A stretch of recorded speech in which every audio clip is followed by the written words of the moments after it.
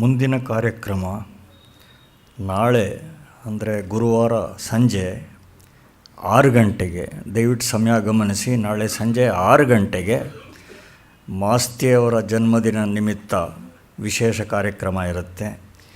ವಿಶೇಷೋಪನ್ಯಾಸವನ್ನು ಪ್ರವಾಸ ಸಾಹಿತ್ಯಕ್ಕೆ ಹೆಸರಾದ ಶ್ರೀಮತಿ ನೇಮಿಚಂದ್ರ ಅವರು ನಡೆಸ್ಕೊಡೋರಿದ್ದಾರೆ. ವಿಷಯ ಬದುಕು ಮತ್ತು ಪಯಣ.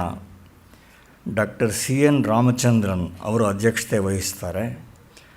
ಬೆಂಗಳೂರು ನಗರದ ಐತಿಹಾಸಿಕ ಸ್ಮಾರಕಗಳನ್ನು ಪರಿಚಯ ಮಾಡಿಕೊಡೋ ಕಾರ್ಯಕ್ರಮಗಳಿಂದ ಪ್ರಸಿದ್ಧರಾದ ಸುರೇಶ್ ಮೂನ ಅವರಿಗೆ ಸನ್ಮಾನ ಇರುತ್ತೆ. ನಾಳೆ ಸಂಜೆ 6 ಗಂಟೆಗೆ ದಯವಿಟ್ಟು ಎಲ್ಲರೂ ಭಾಗವಹಿಸಬೇಕು ಅಂತ ಪ್ರಾರ್ಥನೆ.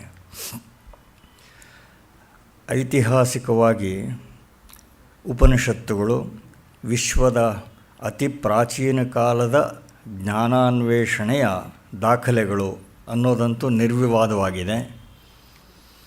ಹಲವು ಸಾವಿರ ವರ್ಷಗಳು ಕಳೆದಿರುವ ಇಂದಿಗೂ ಅವು ಮಾನವ ಮೇಧೆಗೆ ಶಕ್ಯವಿರುವ ಅತ್ಯಂತ ಉದಾತ್ತ ಚಿಂತನೆಗಳ ಸಂಹಿತೆ ಆಗಿವೆ. ಆದಿಯುಗದ ವಾಲ್ಮೀಕಿ, ವ್ಯಾಸ, ಕಾಳಿದಾಸರ ರಚನೆಗಳು ಇವತ್ತಿಗೂ ಅತುಲ್ಯವಾಗಿ ಉಳಿದಿರುವ ಹಾಗೆಯೇ ಉಪನಿಷತ್ತುಗಳ ಹಿರಿಮೆ ಕೂಡ. ಈ ವಿಸ್ಮಯಕ್ಕೆ ಊಹಿಸಬಹುದಾದ ಒಂದು ಕಾರಣ ಅಂದರೆ ಪ್ರಾಚೀನರಿಗೆ ಸತ್ಯದ ನೇರ ದರ್ಶನ ಲಭ್ಯವಾಗಿತ್ತು. ಆ ಅಂತರ್ಬೋಧೆಯನ್ನು ಅವಲಂಬಿಸಿದ ತಾತ್ವಿಕ, ದಾರ್ಶನಿಕ, ಶಾಸ್ತ್ರೀಯ ಪರಿಷ್ಕರಣ ರೂಪುಗೊಂಡದ್ದು ಎಷ್ಟೋ ಶತಮಾನಗಳ ಆದಮೇಲೆ. ಉಪನಿಷತ್ ಶಬ್ದದ ಒಂದು ಅರ್ಥವೇ ಸಮೀಪದಲ್ಲಿ ಕುಳಿತಿರೋದು ಅಂತ.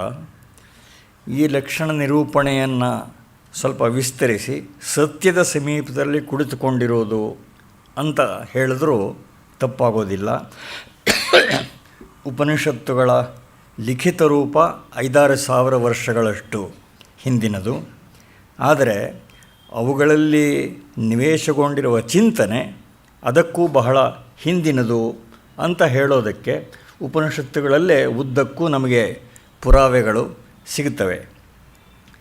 ಉಪನಿಷತ್ತುಗಳನ್ನು ಬೇರೆ ವಾಂಗ್ಮಯದ ಹಾಗೆ ಕೇವಲ ಮಾನುಷ ಸಾಹಿತ್ಯ ರಚನೆಗಳು ಅಂತ ಪರಿಗಣಿಸಬಾರದು ಅನ್ನೋದಕ್ಕೆ ಇಷ್ಟು ಭೂಮಿಕೆ ಸಾಕಾಗತ್ತೆ.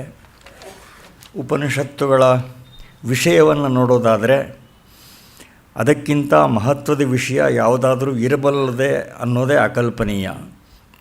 ವಿಶ್ವದ ಅಂತಿಮ ಸತ್ಯ ಏನು, ಅದರ ಅರಿವನ್ನು ಪಡ್ಕೊಳ್ಳೋದು ಹೇಗೆ ಅನ್ನೋದು ಇಡೀ ಉಪನಿಷದ್ ವಾಂಗ್ಮಯದ ಕೇಂದ್ರ ವಿಷಯ. ಆ ಅರಿವಿನ ಸಂಪಾದನೆಗೆ ಸಾಧನಗಳು, ಉಪಾಯಗಳು ಏನೇನು ಅನ್ನೋದನ್ನು ಪರಿಶೀಲಿಸುವಾಗ ಅಹಂತಾ ವಿಲಯನ, ನೈಷ್ಕರ್ಮ್ಯ ಭಾವ, ವೈರಾಗ್ಯ ಮೊದಲಾದ ಅಂಶಗಳು ಪ್ರಸ್ತಾವಗೊಳ್ಳುತ್ತವೆ. ವೈರಾಗ್ಯಬೋಧೌ ಪುರುಷಸ್ಯ ಪಕ್ಷಿವತ್ ಪಕ್ಷೌ ವಿಜಾನೀಹಿ ವಿಚಕ್ಷಣತ್ವಂ ವಿಮುಕ್ತಿಸೌಧಾಗ್ರತಲಾಧಿರೋಹಣಂ ತಾಭ್ಯಾಂ ವಿನಾ ನಾಣ್ಯತರೇಣ ಸಿದ್ಧ್ಯತಿ ಅಂತ ವಿವೇಕ ಚೂಡಾಮಣಿ ಒಂದು ಪ್ರಸಿದ್ಧವಾದ ವಾಕ್ಯ ಇದೆ. ಜ್ಞಾನ ಮತ್ತು ವೈರಾಗ್ಯ ಅನ್ನುವ 2 ರೆಕ್ಕೆಗಳು ಇದ್ದರೆ ಮಾತ್ರ ಉಡ್ಡಯನ ಮಾಡಿ ವಿಮುಕ್ತಿ ಸೌಧದ ಶಿಖರಾಗ್ರವನ್ನು ತಲುಪೋದು ಸಾಧ್ಯವಾಗತ್ತೆ ಅಂತ. ಈ ಪರ್ಯಾಯದಲ್ಲಿ ಯಜುರ್ವೇದ ಮೂಲದ ಕಠೋಪನಿಷತ್, ಅಥರ್ವವೇದೀಯ ಪ್ರಶ್ನೋಪನಿಷತ್ ಇವುಗಳ ಸಮೀಕ್ಷೆ ಮುಕ್ತಾಯಗೊಂಡಿದೆ. ಇವತ್ತು ಮಾಂಡೋಕ್ಯೋಪನಿಷತ್ ಅದರ ಸಮೀಕ್ಷೆ ಆಗೋದಿದೆ. ಮುಂಡಕೋಪನಿಷತ್ತು ಮುಂದೆ ತೆಗೆದುಕೊಳ್ಳೋದಾಗತ್ತೆ. ಇದು ಸ್ವಲ್ಪ ವಿಸ್ತಾರವಾದದ್ದಾದ್ದರಿಂದ ಈ ಮಾಂಡೋಕ್ಯೋಪನಿಷತ್ತು ಗಾತ್ರದಲ್ಲಿ ಎಷ್ಟು ಸಣ್ಣದೋ ಮಹತ್ವದಲ್ಲಿ ಅಷ್ಟು ಹೆಚ್ಚಿನದು. ವೇದಾಂತ ದರ್ಶನದ ಒಂದು ಕೇಂದ್ರ ಸಿದ್ಧಾಂತವಾದ ಅವಸ್ಥಾತ್ರಯ ತತ್ವ ಏನಿದೆ ಅದರ ಅತ್ಯಂತ ವಿವರವಾದ ಪ್ರಸ್ತಾವ ಬರೋದು ಮಾಂಡೂಕ್ಯದಲ್ಲಿ. ಇದು ಎಷ್ಟು ಅದು ಗಾತ್ರದಲ್ಲಿ ಸಣ್ಣದೋ ಅಷ್ಟೇ ಜಟಿಲವಾದ್ದು ಕೂಡ. ಅವಸ್ಥಾತ್ರಯ ಕಲ್ಪನೆ ಅದನ್ನು ಗ್ರಹಿಸೋದಕ್ಕೆ ಬಹಳ ದೀರ್ಘಕಾಲದ ಚಿಂತನೆ ಅಂತರ್ಮಥನ ಬೇಕಾಗತ್ತೆ. ಸುಮ್ಮನೆ ಮಾಹಿತಿ ರೂಪದಲ್ಲಿ ಹೇಳಿ ಕೇಳಿದರೆ ಅದು ಮನಸ್ಸಿಗೆ ಬೋಧೆ ಆಗುವಂಥದ್ದು ಅಲ್ಲ. ಇದರಿಂದಾಗಿ ಅದಕ್ಕೆ ಗೌಡಪಾದರು, ಶಂಕರರ ಪರಮಗುರುಗಳಾದ ಗೌಡಪಾದರು ಕಾರಿಕೆಗಳನ್ನು ಕೊಟ್ಟಿದ್ದಾರೆ. ಶಂಕರಾಚಾರ್ಯರ ಭಾಷ್ಯ ಇದೆ, ಆನಂದಗಿರಿಯ ಟೀಕಾ ಇದೆ. ಆಧುನಿಕ ಕಾಲದಲ್ಲಿ ನಮ್ಮ ಹೊಳೆ ನರಸೀಪುರದ ಸಚ್ಚಿದಾನಂದ ಸರಸ್ವತಿಗಳು ತುಂಬ ಉತ್ತಮವಾದ ವ್ಯಾಖ್ಯಾನವನ್ನು ಬರೆದಿದ್ದಾರೆ. ಅಲ್ಲಿಂದ ಈಚೆಗೆ ಈಗ ಕೇವಲ 5-6 ವರ್ಷಗಳ ಹಿಂದೆ ನಮ್ಮಿಬ್ಬರ ಗುರುಗಳಾದ ಮಹಾಮಹೋಪಾಧ್ಯಾಯ ವಿದ್ವಾನ್ ಎನ್ ರಂಗನಾಥ ಶರ್ಮ ಅವರು 90ರ ಇಳಿವಯಸ್ಸಿನಲ್ಲಿ ಮಾಂಡೂಕ್ಯ ಪ್ರವಚನ ಅನ್ನುವ ಒಂದು ಶ್ರೇಷ್ಠವಾದ ವ್ಯಾಖ್ಯಾನ ಗ್ರಂಥವನ್ನು ಬರೆದಿದ್ದಾರೆ. ಬಹುಶಃ ನಮ್ಮ ಮಟ್ಟಿಗೆ ಅದು ಒಂದು ಗ್ರಂಥವನ್ನು ಓದಿದ್ರೆ ಮಾಂಡೂಕ್ಯೋಪನಿಷತ್ತಿನ ಸ್ಥೂಲವಾದ ಪರಿಚಯ ಆಗೋದಕ್ಕೆ ಸಾಕಾಗತ್ತೆ. ಈ ಮಹತ್ವದ ಉಪನಿಷತ್ತನ್ನು ಕುರಿತು ತಮ್ಮ ಪ್ರವಚನವನ್ನು ಆರಂಭಿಸಬೇಕು ಅಂತ ಗಣೇಶವರಲ್ಲಿ ಪ್ರಾರ್ಥನೆ ಮಾಡ್ತೇನೆ. ಈ ಪ್ರವಚನ ಮಾಲಿಕೆಯನ್ನು ಹಿಂದಿನ ಪ್ರವಚನ ಮಾಲಿಕೆಯಂತೆಯೇ ನಮ್ಮ ನಿರಂತರಾಭಿಮಾನಿಗಳಾದ ಬ್ಯಾಂಗ್ಳೂರ್ ಟೂಲ್ ರೂಮ್ ಆ ಸಂಸ್ಥೆಯ ವ್ಯವಸ್ಥಾಪಕರು ಶ್ರೀಮತಿ ರವಿಶಂಕರ್ ದಂಪತಿಗಳು ಪ್ರಾಯೋಜನೆ ಮಾಡಿದ್ದಾರೆ. ಆ ಪರಿವಾರಕ್ಕೆಲ್ಲ ಸಕಲ ಶ್ರೇಯಸ್ಸು ಉಂಟಾಗಲಿ ಅಂತ ತಮ್ಮೆಲ್ಲರ ಪರವಾಗಿ ಹಾರೈಸ್ತೇನೆ. ಸತ್ಸತ್. ಎಲ್ಲರಿಗೆ ನಮಸ್ಕಾರ. ಈ ಒಂದು ದಿನದ ಉಪನ್ಯಾಸದಿಂದ ಉಪನಿಷತ್ ಪರಿಚಯದ 5 ದಿವಸಗಳ 2ನೇ ಕಂತು ಮುಗೀತಾ ಇದೆ. ನಿನ್ನೆ ದಿವಸ ನಾನು ಮುಂಡಕವನ್ನು ಕುರಿತು ಹೇಳ್ತೀನಿ ಅಂತ ತಿಳಿಸಿದ್ದೇನಾದರೂ ಆಮೇಲೆ ಯೋಚನೆ ಬಂತು, ಮುಂಡಕ ಸ್ವಲ್ಪ ಗಾತ್ರದಲ್ಲಿ ದೊಡ್ಡದಾದದ್ದು, ಹಾಗಾಗಿ ಅಲ್ಲಿ ಒಂದು ಸ್ವಲ್ಪ ಭಾಗ ಮಾತ್ರ ಈ ಹೊತ್ತಿನ ಚರ್ಚೆಗೆ ಆಗಿ ಮತ್ತೆ ಸಾಕಷ್ಟು ಉಳಿದರೆ ಈ ತಿಂಗಳ ಕೊನೆಯಲ್ಲಿ ಅದು ಮನಸ್ಸಿನಲ್ಲಿ ಇರುವುದು ಕಷ್ಟ. ಹಾಗಾಗಿ ಮುಂಡಕದ ಆ ಭಾಗ ಮುಂಡಿತವಾದರೆ ಕಷ್ಟ ಅಂತ ಹೇಳಿ ಸಂಕ್ಷೇಪದಲ್ಲಿ ಮುಗಿಯಬಹುದಾದದ್ದು ಅಂತಂದರೆ ಮಾಂಡೂಕ್ಯೋಪನಿಷತ್ತು. ಅದಕ್ಕಾಗಿ ಮೊದಲಿಗೆ ಮಾಂಡೂಕ್ಯವನ್ನು ತೆಗೆದುಕೊಳ್ಳೋಣ ಅಂತ ಈಶಕೇನ ಕಠಪ್ರಶ್ನ ಮುಂಡ ಮಾಂಡೂಕ್ಯ ತಿತ್ತಿರಿಹಿ ಅನ್ನುವ ಶ್ಲೋಕದಲ್ಲಿ ಒಂದು ಸಣ್ಣ ಬದಲಾವಣೆ ಮಾಡಿಕೊಂಡದ್ದಾಗಿದೆ. ದಯಮಾಡಿ ಅನುಕೂಲಿಸಬೇಕು.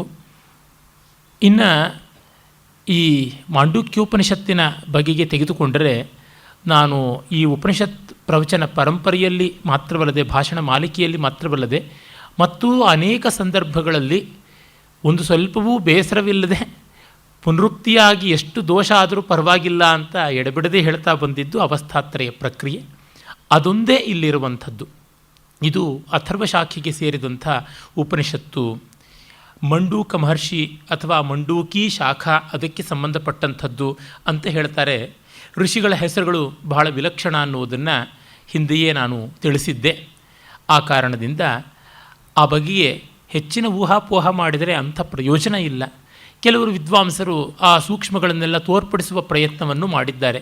ಹೇಗೆ ಮಂಡೂಕ ಅಂದರೆ ಕಪ್ಪೆ ನೆಗೆಯುತ್ತದೆಯೋ, ಪ್ಲವನ ಉಂಟೋ, ಆ ರೀತಿ ಒಂದು ಅವಸ್ಥೆಯಿಂದ ಇನ್ನೊಂದು ಅವಸ್ಥೆಗೆ ಈ ಜೀವ ಓಡ್ತಾ ಇರುತ್ತದೆ. ಆ ಪ್ಲವನವನ್ನು, ಆ ನೆಗೆತವನ್ನು, ಅದನ್ನು ಕುರಿತಾದದ್ದು ಅಂತ. ಅಡ್ಡಿ ಇಲ್ಲ. ಎಲ್ಲಿವರೆಗೆ ವ್ಯಾಖ್ಯಾನಗಳು ಮೂಲದ ತತ್ವವನ್ನು ವಿರೋಧ ಮಾಡದೆ ಅವುಗಳ ಸ್ವಾರಸ್ಯವನ್ನು ತೋರ್ಪಡಿಸಿಕೊಡುತ್ತವೆಯೋ ಅಲ್ಲಿಯವರೆಗೂ ಎಲ್ಲ ವಿವರಣೆಗಳು, ಎಲ್ಲ ವಿಶೇಷಗಳು ಸ್ವೀಕಾರ್ಯ. ಆದರೆ ಆ ಮೂಲ ಉಪನಿಷತ್ತನ್ನೇ ಅರ್ಥ ಮಾಡಿಕೊಳ್ಳಕ್ಕೆ ಹೋಗುವಾಗ ಇನ್ನು ಹೆಚ್ಚಿನ ವಿವರಗಳು ಈ ಹೆಸರಿನ ಬಗೆಗೆ ಅಂಥದ್ದೇನು ಬೇಕಾಗಿಲ್ಲ. ಅದು ಒಂದು ಘನವಾದ ಉಪನಿಷತ್ತು. ಇದರ ಬಗೆಗೂ ಕೂಡ ಆಧುನಿಕ ವಿದ್ವಾಂಸರು ಯಥೇಷ್ಟವಾದ ಅನೈಕಾಂತಿಕವಾದ ಅಭಿಪ್ರಾಯಗಳನ್ನು ಇಟ್ಟುಕೊಂಡಿದ್ದಾರೆ. ಮೊದಲಿಗೆ ಏನೆಂದರೆ ಇದು ಅತ್ಯಂತ ಅರ್ವಾಚೀನವಾದ ಉಪನಿಷತ್ತು. ಇಟ್ಸ್ ಎ ಸೂಪರ್ಫ್ಲೂಯಸ್ ಉಪನಿಷತ್ತು ಅಂತಲೇ ಕೆಲವರು ಹೇಳ್ತಾರೆ. ಯಾಕೆಂದರೆ ಅವಸ್ಥಾತ್ರಯ ಪ್ರಕ್ರಿಯೆ ಬಹಳ ವಿಶದವಾಗಿ ಬೃಹದಾರಣ್ಯಕದಲ್ಲಿ ಮತ್ತು ಛಾಂದೋಗ್ಯದಲ್ಲಿ, ನೆನ್ನೆಯೇ ನಾವು ನೋಡಿದ ಪ್ರಶ್ನ ಮತ್ತು ಮೊನ್ನೆಯೆಲ್ಲ ನಾವು ಕಂಡಂತಹ, ಆಚೆ ಮೊನ್ನೆ ಕಂಡಂತಹ ಕಠದ ಭಾಗಗಳಲ್ಲಿ ಬರುವಂಥದ್ದಾಗಿದೆ. ಹಾಗಾಗಿ ಅದನ್ನೇ ಪ್ರತ್ಯೇಕವಾಗಿ ಹೇಳಿರುವುದು ಬೇಡದ್ದು ಅಂತ. ಹಾಗೆಲ್ಲ ನಾವು ಉಪನಿಷತ್ತಲ್ಲಿ ಇದು ಬೇಕಾದದ್ದು, ಇದು ಬೇಡದ್ದು ಇಲ್ಲಿ ಪುನರುಕ್ತವಾಗಿದೆ ಅಂತ ನೋಡಿದರೆ ಒಂದು ಅಹಂ ಬ್ರಹ್ಮಾಸ್ಮಿಯೋ ತತ್ವಮಸಿಯಿಂದಲೋ ಎಲ್ಲ ಮುಗಿಯಬೇಕಾಗಿತ್ತು. ಇನ್ನು ಯಾವುದಕ್ಕೂ ಹೇಳುವುದಕ್ಕೆ ಸಾಧ್ಯವಿಲ್ಲ ಅಂತ ಅನಿಸುತ್ತದೆ. ಹಾಗಾಗಿ ಉಪನಿಷತ್ತುಗಳ ವಿಷಯ ಇಷ್ಟು ಮಾತ್ರ ಇರಬೇಕು, ಇಷ್ಟು ಇರಬಾರದು ಅಂತಲ್ಲ. ಇಲ್ಲಿ ಬಂದದ್ದು ಸಂಗತವೋ ಅಲ್ಲವೋ ಅಷ್ಟು ನೋಡಬೇಕು. ನೋಡಿದಾಗ ತುಂಬ ಸಂಗತವಾದದ್ದು. ಆಮೇಲೆ ಅದಕ್ಕೆ ಶಂಕರರ ಭಾಷ್ಯ ಅನ್ನುವುದು ಪ್ರಾಮಾಣಿಕವಾಗಿ ಶಂಕರರದಲ್ಲ, ಇನ್ಯಾರದೋ. ಅದಕ್ಕೂ ಬೇಕಾದಷ್ಟು ಉಪಪತ್ತಿಗಳನ್ನು ಕೊಡ್ತಾರೆ. ಮಂಗಲ ಶ್ಲೋಕದಲ್ಲಿ ಛಂದೋ ವ್ಯತ್ಯಾಸವಾಗಿದೆ, ಈ ಥರದ್ದೆಲ್ಲ ಹೇಳ್ತಾರೆ. ಅಡ್ಡಿ ಇಲ್ಲ, ಏನು ಬೇಕಾದರೂ ಹೇಳಲಿ. ಇಲ್ಲೆಲ್ಲ ನಾವು ನೋಡಬೇಕಾದದ್ದಿಷ್ಟೇ. ಅದು ಆರ್ಷವೋ ಅಲ್ಲವೋ ಅನ್ನೋದನ್ನು ಪಕ್ಕಕ್ಕಿಡೋಣ. ಅದು ಪ್ರಯೋಜಕಾರಿಯೋ ಅಲ್ಲವೋ, ಪ್ರಯೋಜಕವೋ ಅಲ್ಲವೋ ಅಂತ ನೋಡಬೇಕು. ಹಾಗೆ ಕಂಡಾಗ ತುಂಬ ಪ್ರಯೋಜನಕಾರಿಯಾದದ್ದು ಅಂತ ನಮಗೆ ತಿಳಿಯುತ್ತದೆ. ಮತ್ತು ಭಾಷೆ ಇತ್ಯಾದಿಗಳಿಂದ ಗೊತ್ತಾಗುವುದು ಕಷ್ಟ. ಇದು ಕೇವಲ 12 ಮಂತ್ರಗಳಿರುವಂಥ, ಅದು ಗದ್ಯ ಮಂತ್ರಗಳು, ಅಂದರೆ ಯಜಸ್ಸು ಇರುವಂತಹ ಒಂದು ಉಪನಿಷತ್ತು. ಅಥರ್ವವೇದ ಶಾಖೆ ಇದು. ಅಥರ್ವವೇದಕ್ಕೆ ಸೇರಿದಂತೆ 3 ಉಪನಿಷತ್ತುಗಳನ್ನು ನೋಡ್ತೀವಿ. ಮೊದಲನೇ ದಿವಸವೇ ನಾನು ತಿಳಿಸಿದ್ದೆ, ಮುಂಡಕ, ಪ್ರಶ್ನ ಮತ್ತು ಮಾಂಡೂಕ್ಯ. ಒಂದೊಂದರೊಳಗೂ ಸ್ವಾರಸ್ಯ ತುಂಬ ಚೆನ್ನಾಗಿರುವಂಥದ್ದು. ಮತ್ತು ಇದಕ್ಕೆ ಬಹಳ ಹಿಂದೆಯೇ, ಅಂದರೆ ತುಂಬ ಪ್ರಾಚೀನವಾದ ವಿವರಣೆ ಅಂತಂದರೆ ಗೌಡಪಾದರು ಬರೆದಂಥ ಕಾರಿಕೆಗಳು. ಗೌಡಪಾದ ಕಾರಿಕಾ ಅಥವಾ ಮಾಂಡೂಕ್ಯ ಕಾರಿಕಾ ಅಂತಲೇ ಪ್ರಖ್ಯಾತವಾದದ್ದು. ಸುಮಾರು 200 ಕಾರಿಕಾ ಶ್ಲೋಕಗಳು ಅಲ್ಲಿ ಇವೆ. 4 ಪ್ರಕರಣಗಳಾಗಿ ವಿಭಕ್ತವಾಗಿವೆ. ಆಗಮ ಪ್ರಕರಣ, ವೈತಥ್ಯ ಪ್ರಕರಣ, ಅದ್ವೈತ ಪ್ರಕರಣ ಮತ್ತು ಅಲಾತ ಶಾಂತಿ ಪ್ರಕರಣ ಅಂತ. ಕೊನೆಯ 2 ಪ್ರಕರಣಗಳು ಸಾಕಷ್ಟು ವಿಸ್ತಾರವಾದಂಥವು. ಅವುಗಳ ಮೇಲೆ ಶಂಕರರ ಕಾರಿಕಾ ಭಾಷ್ಯ ಅಂತ ಕೂಡ ಉಂಟು. ಆದರೆ ಕೆಲವರು ಭಾಷ್ಯಕಾರರು ಶಂಕರರಿಗಿಂತ ಭಿನ್ನವಾದ ಮುಂದಿನ ಪರಂಪರೆಯ ಭಾಷ್ಯಕಾರರುಗಳು, ಉದಾಹರಣೆಗೆ ಶ್ರೀಮನ್ ಮಧ್ವಾಚಾರ್ಯರು ಸೇರಿದಂತೆ ಹಲವರು ಈ ಆಗಮ ಪ್ರಕರಣವನ್ನು ಉಪನಿಷತ್ತಂತಲೇ ಗ್ರಹಿಸಿದ್ದಾರೆ. ಹಾಗಾಗಿ ಗೌಡಪಾದ ಕಾರಿಕಾ ಅಂತ ಯಾವುದು ಶಾಂಕರ ಸಂಪ್ರದಾಯದಲ್ಲಿ ಪೌರುಷೇಯ ಅನ್ನುವ ಭಾಗ ಉಂಟು, ಅದನ್ನು ಅಪೌರುಷೇಯ ಸಾಕ್ಷಾತ್ ಉಪನಿಷತ್ತು ಅಂತಲೇ ಗಮನಿಸಿಕೊಂಡು ವಿವರಣೆಯನ್ನು ಕೊಟ್ಟಿರುವುದು ಉಂಟು. ತೊಂದರೆ ಇಲ್ಲ. ಆದರೆ ಶಂಕರ ಪರಂಪರೆಯಲ್ಲಿ ಅದು ಬೇರೆ, ಉಪನಿಷತ್ತು ಬೇರೆ ಅಂತ ಉಂಟು. ಆದರೆ ಎಲ್ಲಕ್ಕೂ ಗೌರವ ಕೊಟ್ಟಿದ್ದಾರೆ, ಎಲ್ಲಕ್ಕೂ ಶಾಂಕರ ಭಾಷ್ಯ ಇದೆ. ಇದು ಇಲ್ಲಿರುವ ಟೆಕ್ನಿಕಲ್ ಡೀಟೇಲ್ಸ್ ಅಂತನ್ನುವ ದೃಷ್ಟಿಯಿಂದ ಹೇಳ್ತಾ ಇದ್ದೀನಿ ಅಷ್ಟೇ, ಇನ್ನೇನೂ ಅಲ್ಲ. ಮತ್ತು ಇದು ಕೇಂದ್ರಭೂತವಾಗಿ ಅವಸ್ಥಾತ್ರಯವನ್ನು ಹೇಳುತ್ತದೆ. ಅದನ್ನು ಓಂಕಾರಕ್ಕೆ ಸಮೀಕರಣ ಮಾಡುತ್ತದೆ. ಮತ್ತು ಈ 3 ಅವಸ್ಥೆಗಳಲ್ಲಿರುವಂತಹ ಜೀವನನ್ನು 3 ಹೆಸರುಗಳಿಂದ ಕರೆಯುತ್ತದೆ.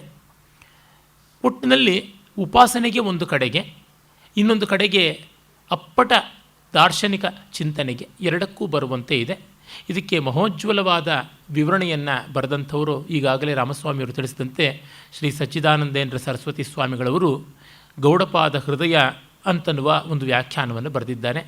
ಮಾಂಡೂಕ್ಯ ರಹಸ್ಯ ವಿವೃತಿ ಗೌಡಪಾದ ಹೃದಯ ಅಂತ. ಹಾಗಲ್ಲದೆ ವಿಧುಶೇಖರ ಭಟ್ಟಾಚಾರ್ಯ ಅನ್ನುವರು ಗೌಡಪಾದ ಕಾರಿಕೆಗಳನ್ನು ಕುರಿತಾಗಿ ಒಂದು ವಿಶೇಷವಾದ ಗ್ರಂಥವನ್ನು ಬರೆದಿದ್ದಾರೆ. ಇಂಗ್ಲೀಷು ಸಂಸ್ಕೃತ ಎರಡರೊಳಗೂ ಬರೆದಿದ್ದಾರೆ. ಅವರಲ್ಲಿ ಈ ಉಪನಿಷತ್ತು ಅದಕ್ಕೂ ವಿಶೇಷವಾಗಿ ಗೌಡಪಾದರ ರಚನೆ ಬೌದ್ಧ ದರ್ಶನಗಳಿಂದ ಪ್ರೇರಿತವಾದದ್ದು ಅಂತ ತೋರ್ಪಡಿಸ್ತಾರೆ. ನಮ್ಮ ಹೊಳೆನರಸೀಪುರದ ಸ್ವಾಮಿಗಳವರು ಅದು ಅಲ್ಲ ಅಂತನ್ನುವುದನ್ನು ಅಷ್ಟೇ ಸಮರ್ಥವಾಗಿ ಪ್ರತಿಪಾದಿಸಿ ತೋರಿಸ್ತಾರೆ. ಬೌದ್ಧ ಉಪನಿಷತ್ತುಗಳಿಂದ ಯಥೇಷ್ಟವಾಗಿ ಪ್ರಭಾವಿತವಾಗಿದೆ. ಮತ್ತು ಬೌದ್ಧದಲ್ಲಿ ಎಲ್ಲಿಯೂ ಅವಸ್ಥಾತ್ರಯದ ಮೀಮಾಂಸೆ ಈ ಮಟ್ಟದಲ್ಲಿ ಬರುವಂಥದ್ದಲ್ಲ. ಇದನ್ನು ನಾವು ಗಮನಿಸಿಕೊಳ್ಳಬಹುದು. ಆಮೇಲೆ ಇನ್ನು ಈಚೆಗೆ ನಮ್ಮ ರಂಗನಾಥ ಶರ್ಮಾ ಅವರು ಬರೆದಂಥ ಮಾಂಡೂಕ್ಯ ಪ್ರವಚನ ಉಂಟು. ಹಾಗೆಯೇ ಉಪನಿಷತ್ತುಗಳಿಗೆ ರಾಮಕೃಷ್ಣಾಶ್ರಮದ ಸ್ವಾಮಿ ಆದಿದೇವಾನಂದರು ಬರೆದಿದ್ದಾರೆ, ಪ್ರಭವಾನಂದರು ಬರೆದಿದ್ದಾರೆ, ಇನ್ನೂ ಹಲವರು ಬರೆದಿದ್ದಾರೆ. ಹಾಗೆಯೇ ಅನಂತರಂಗಾಚಾರ್ಯರು ಇಂಗ್ಲೀಷ್ನಲ್ಲಿ ವಿಶಿಷ್ಟಾದ್ವೈತ ಸಿದ್ಧಾಂತಾನುಗುಣವಾಗಿ ಬರೆದಿದ್ದಾರೆ, ರಂಗರಾಮಾನುಜ ಭಾಷ್ಯಾನುಸಾರವಾಗಿ ಬರೆದಿದ್ದಾರೆ. ಅದೇ ರೀತಿಯಲ್ಲಿ ಮಧ್ವ ಭಾಷ್ಯಕ್ಕೆ ಅನುಸಾರವಾಗಿ ಯಥೇಷ್ಟವಾದ ವಿವರಣೆಗಳು ಬಂದಿವೆ. ಹಿಂದೆಯೇ ನಾನು ಉಪನಿಷತ್ತುಗಳ ಪರಿಚಯ ಮಾಡಿಕೊಡಬೇಕಾದ್ರೇ ಈ ಸಾಹಿತ್ಯ ಎಷ್ಟು ವಿಪುಲವಾಗಿ ಅನೇಕ ಭಾಷೆಗಳಲ್ಲಿ ಬಂದಿದೆ, ಜಿಜ್ಞಾಸುಗಳು ಯಾವುದನ್ನು ಕೂಡ ನೋಡಬಹುದು ಅಂತ ಹೇಳಿದ್ದೆ. ಇನ್ನು ನೇರವಾಗಿ ಉಪನಿಷತ್ತಿನ ಕಡೆಗೆ ನಾವು ತಿರುಗೋಣ.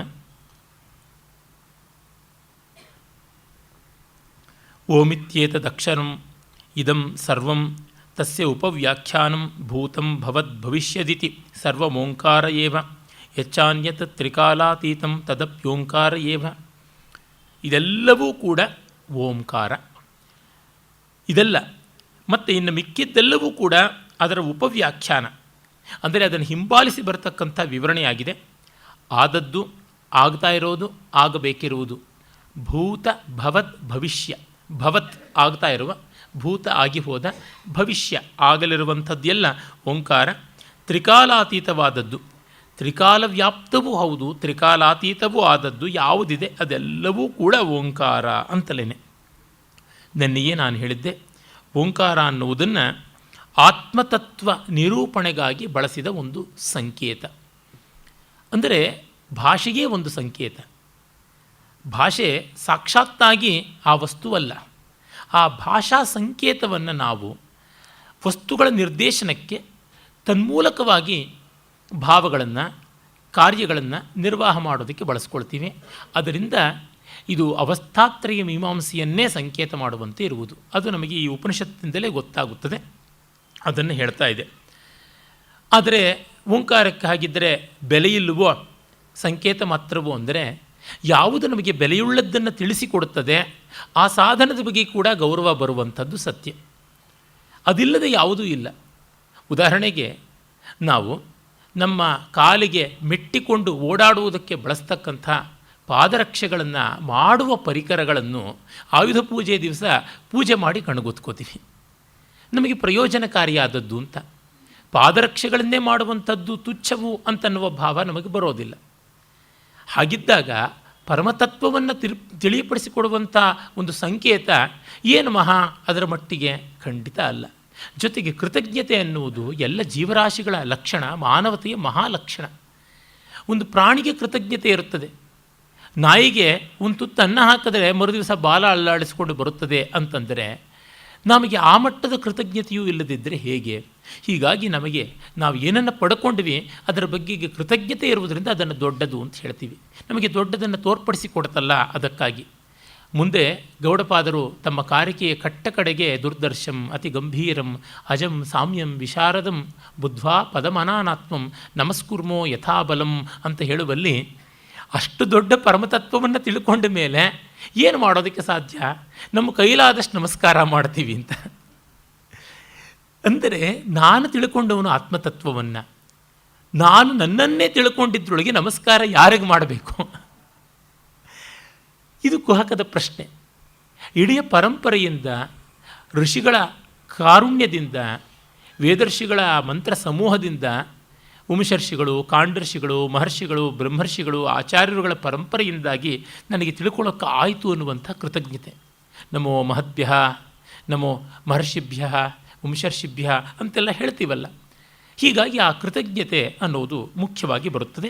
ಈ ಕಾರಣದಿಂದ ಆ ಬ್ರಹ್ಮವಸ್ತುವಿನ ಸಂಜ್ಞೆ ಓಂಕಾರ. ಜೊತೆಗೆ ಬ್ರಹ್ಮವಸ್ತುವನ್ನು ಅರಿಯುವುದಕ್ಕೆ ಇರುವ ಮಾರ್ಗ ಅವಸ್ಥಾತ್ರಯ. ಅವಸ್ಥಾತ್ರಯ ಪ್ರಕ್ರಿಯೆ ಎನ್ನುವುದು ವೇದಾಂತದ ಮಹಾಪ್ರಕ್ರಿಯೆ ಅಂತ ಹೆಸರಾದ ಅಧ್ಯಾರೋಪಾಪವಾದಕ್ಕೆ ಸಂಬಂಧಪಟ್ಟದ್ದು. ಶಂಕರರು ತಮ್ಮ ಸೂತ್ರಭಾಷ್ಯದಲ್ಲಿ 2-3 ಕಡೆಗೆ ಅತ್ರ ಸಂಪ್ರದಾಯ ವಿದಾಹವು ಅಧ್ಯಾರೋಪಾಪವಾದಾಭ್ಯಾಂ ನಿಷ್ಪ್ರಪಂಚಂ ಪ್ರಪಂಚತೆ ಅಂತ ಹೇಳ್ತಾರೆ. ಸಂಪ್ರದಾಯವಿದರು ಅಂತನ್ನುವಲ್ಲಿ ಸಾಮಾನ್ಯಕ್ಕೆ ಅವರು ಇಡೀ ಪರಂಪರೆಯನ್ನೇ ಗಮನದಲ್ಲಿಟ್ಟುಕೊಂಡಿದ್ದರು. ಆರ್ಷ ಪರಂಪರೆಯನ್ನೇ, ವೇದಾಂತಾಚಾರ್ಯರುಗಳ ಪರಂಪರೆಯನ್ನೇ ಗಮನದಲ್ಲಿಟ್ಟುಕೊಂಡಿದ್ದರೂ ವಿಶೇಷವಾಗಿ ತಮ್ಮ ಪರಮಗುರುಗಳಾದ ಗೌಡಪಾದರನ್ನು ಕಟಾಕ್ಷಿಸುವಂತೆ ತೋರುತ್ತದೆ. ಆದರೆ ಈ ವಾಕ್ಯ ಈ ಹೊತ್ತು ಉಪಲಬ್ಧವಿರುವ ಕಾರಿಕೆಗಳಲ್ಲಿ ಎಲ್ಲಿಯೂ ಇಲ್ಲ. ಅದು ಗೌಡಪಾದರಿನಲ್ಲಿ ಆದರೂ ಹೇಳಿದ್ದಿರಬಹುದು. ಒಟ್ಟಿನಲ್ಲಿ ತುಂಬ ಸುಂದರವಾದ ಸಾರವತ್ತಾದ ಸೂತ್ರ ಅದು. ಅದೇ ದಿ ಕೀ ಟು ವೇದಾಂತ ಅಂದರೆ ಅಲ್ಲಿಯೇ ಇರುವಂಥದ್ದು. ಅಧ್ಯಾರೋಪಾಪವಾದಾಭ್ಯಾಂ ನಿಷ್ಪ್ರಪಂಚಂ ಪ್ರಪಂಚತೆ ಅಂತ. ಅಧ್ಯಾರೋಪ ಅಪವಾದ, ಸೂಪರ್ ಇಂಪೋಸಿಷನ್ ಆ್ಯಂಡ್ ನೆಗೇಷನ್ ಅಂತನ್ನುವುದು. ಯಾಕೆಂದರೆ ನಾವು ಅವಸ್ಥೆಗಳಿಗೆ ಒಳಗಾಗ್ತಾ ಇದ್ದೀವಿ ಅನ್ನೋದು ಅಧ್ಯಾರೋಪ. ಒಂದೊಂದಾಗಿ ಅವಸ್ಥೆಗಳನ್ನು ಪಕ್ಕಕ್ಕೆ ಇಡಬೇಕು ಅನ್ನುವುದು ಅಪವಾದ. ಹೀಗೆ ಮಾಡಿಕೊಳ್ಳದೆ ತತ್ವ ನಿಷ್ಕರ್ಷೆ ಇಲ್ಲ. ನಮ್ಮ ನಿತ್ಯ ವ್ಯವಹಾರದಿಂದ ಮೊದಲುಗೊಂಡು ಎಲ್ಲ ಕಡೆಯಲ್ಲಿಯೂ ಈ ಅಧ್ಯಾರೋಪ ನಡೆಯುತ್ತಾ ಇರ್ತದೆ. ನಮ್ಮ ವ್ಯವಹಾರಗಳು ಯಾವ ರೀತಿಯಲ್ಲಿರುತ್ತವೆ? 4 ರೀತಿಯಲ್ಲಿರಬಹುದು. ಒಂದು ದೈನಂದಿನ ಲೋಕ ವ್ಯವಹಾರ, ಮತ್ತೊಂದು ಶಾಸ್ತ್ರ ವ್ಯವಹಾರ ಅಂದರೆ ಲೌಕಿಕ ಶಾಸ್ತ್ರ ವ್ಯವಹಾರ, ಇನ್ನೊಂದು ಕಲಾ ವ್ಯವಹಾರ, ಮತ್ತೊಂದು ಪರಮಶಾಸ್ತ್ರ ಅಂತನಿಸಿಕೊಂಡ ಅಲೌಕಿಕ ಅಂತನಿಸಿಕೊಂಡ ಲೋಕೋತ್ತರವಾದ ವೇದಾಂತ ಶಾಸ್ತ್ರ ವ್ಯವಹಾರ, ಪಾರಲೌಕಿಕ ವ್ಯವಹಾರ.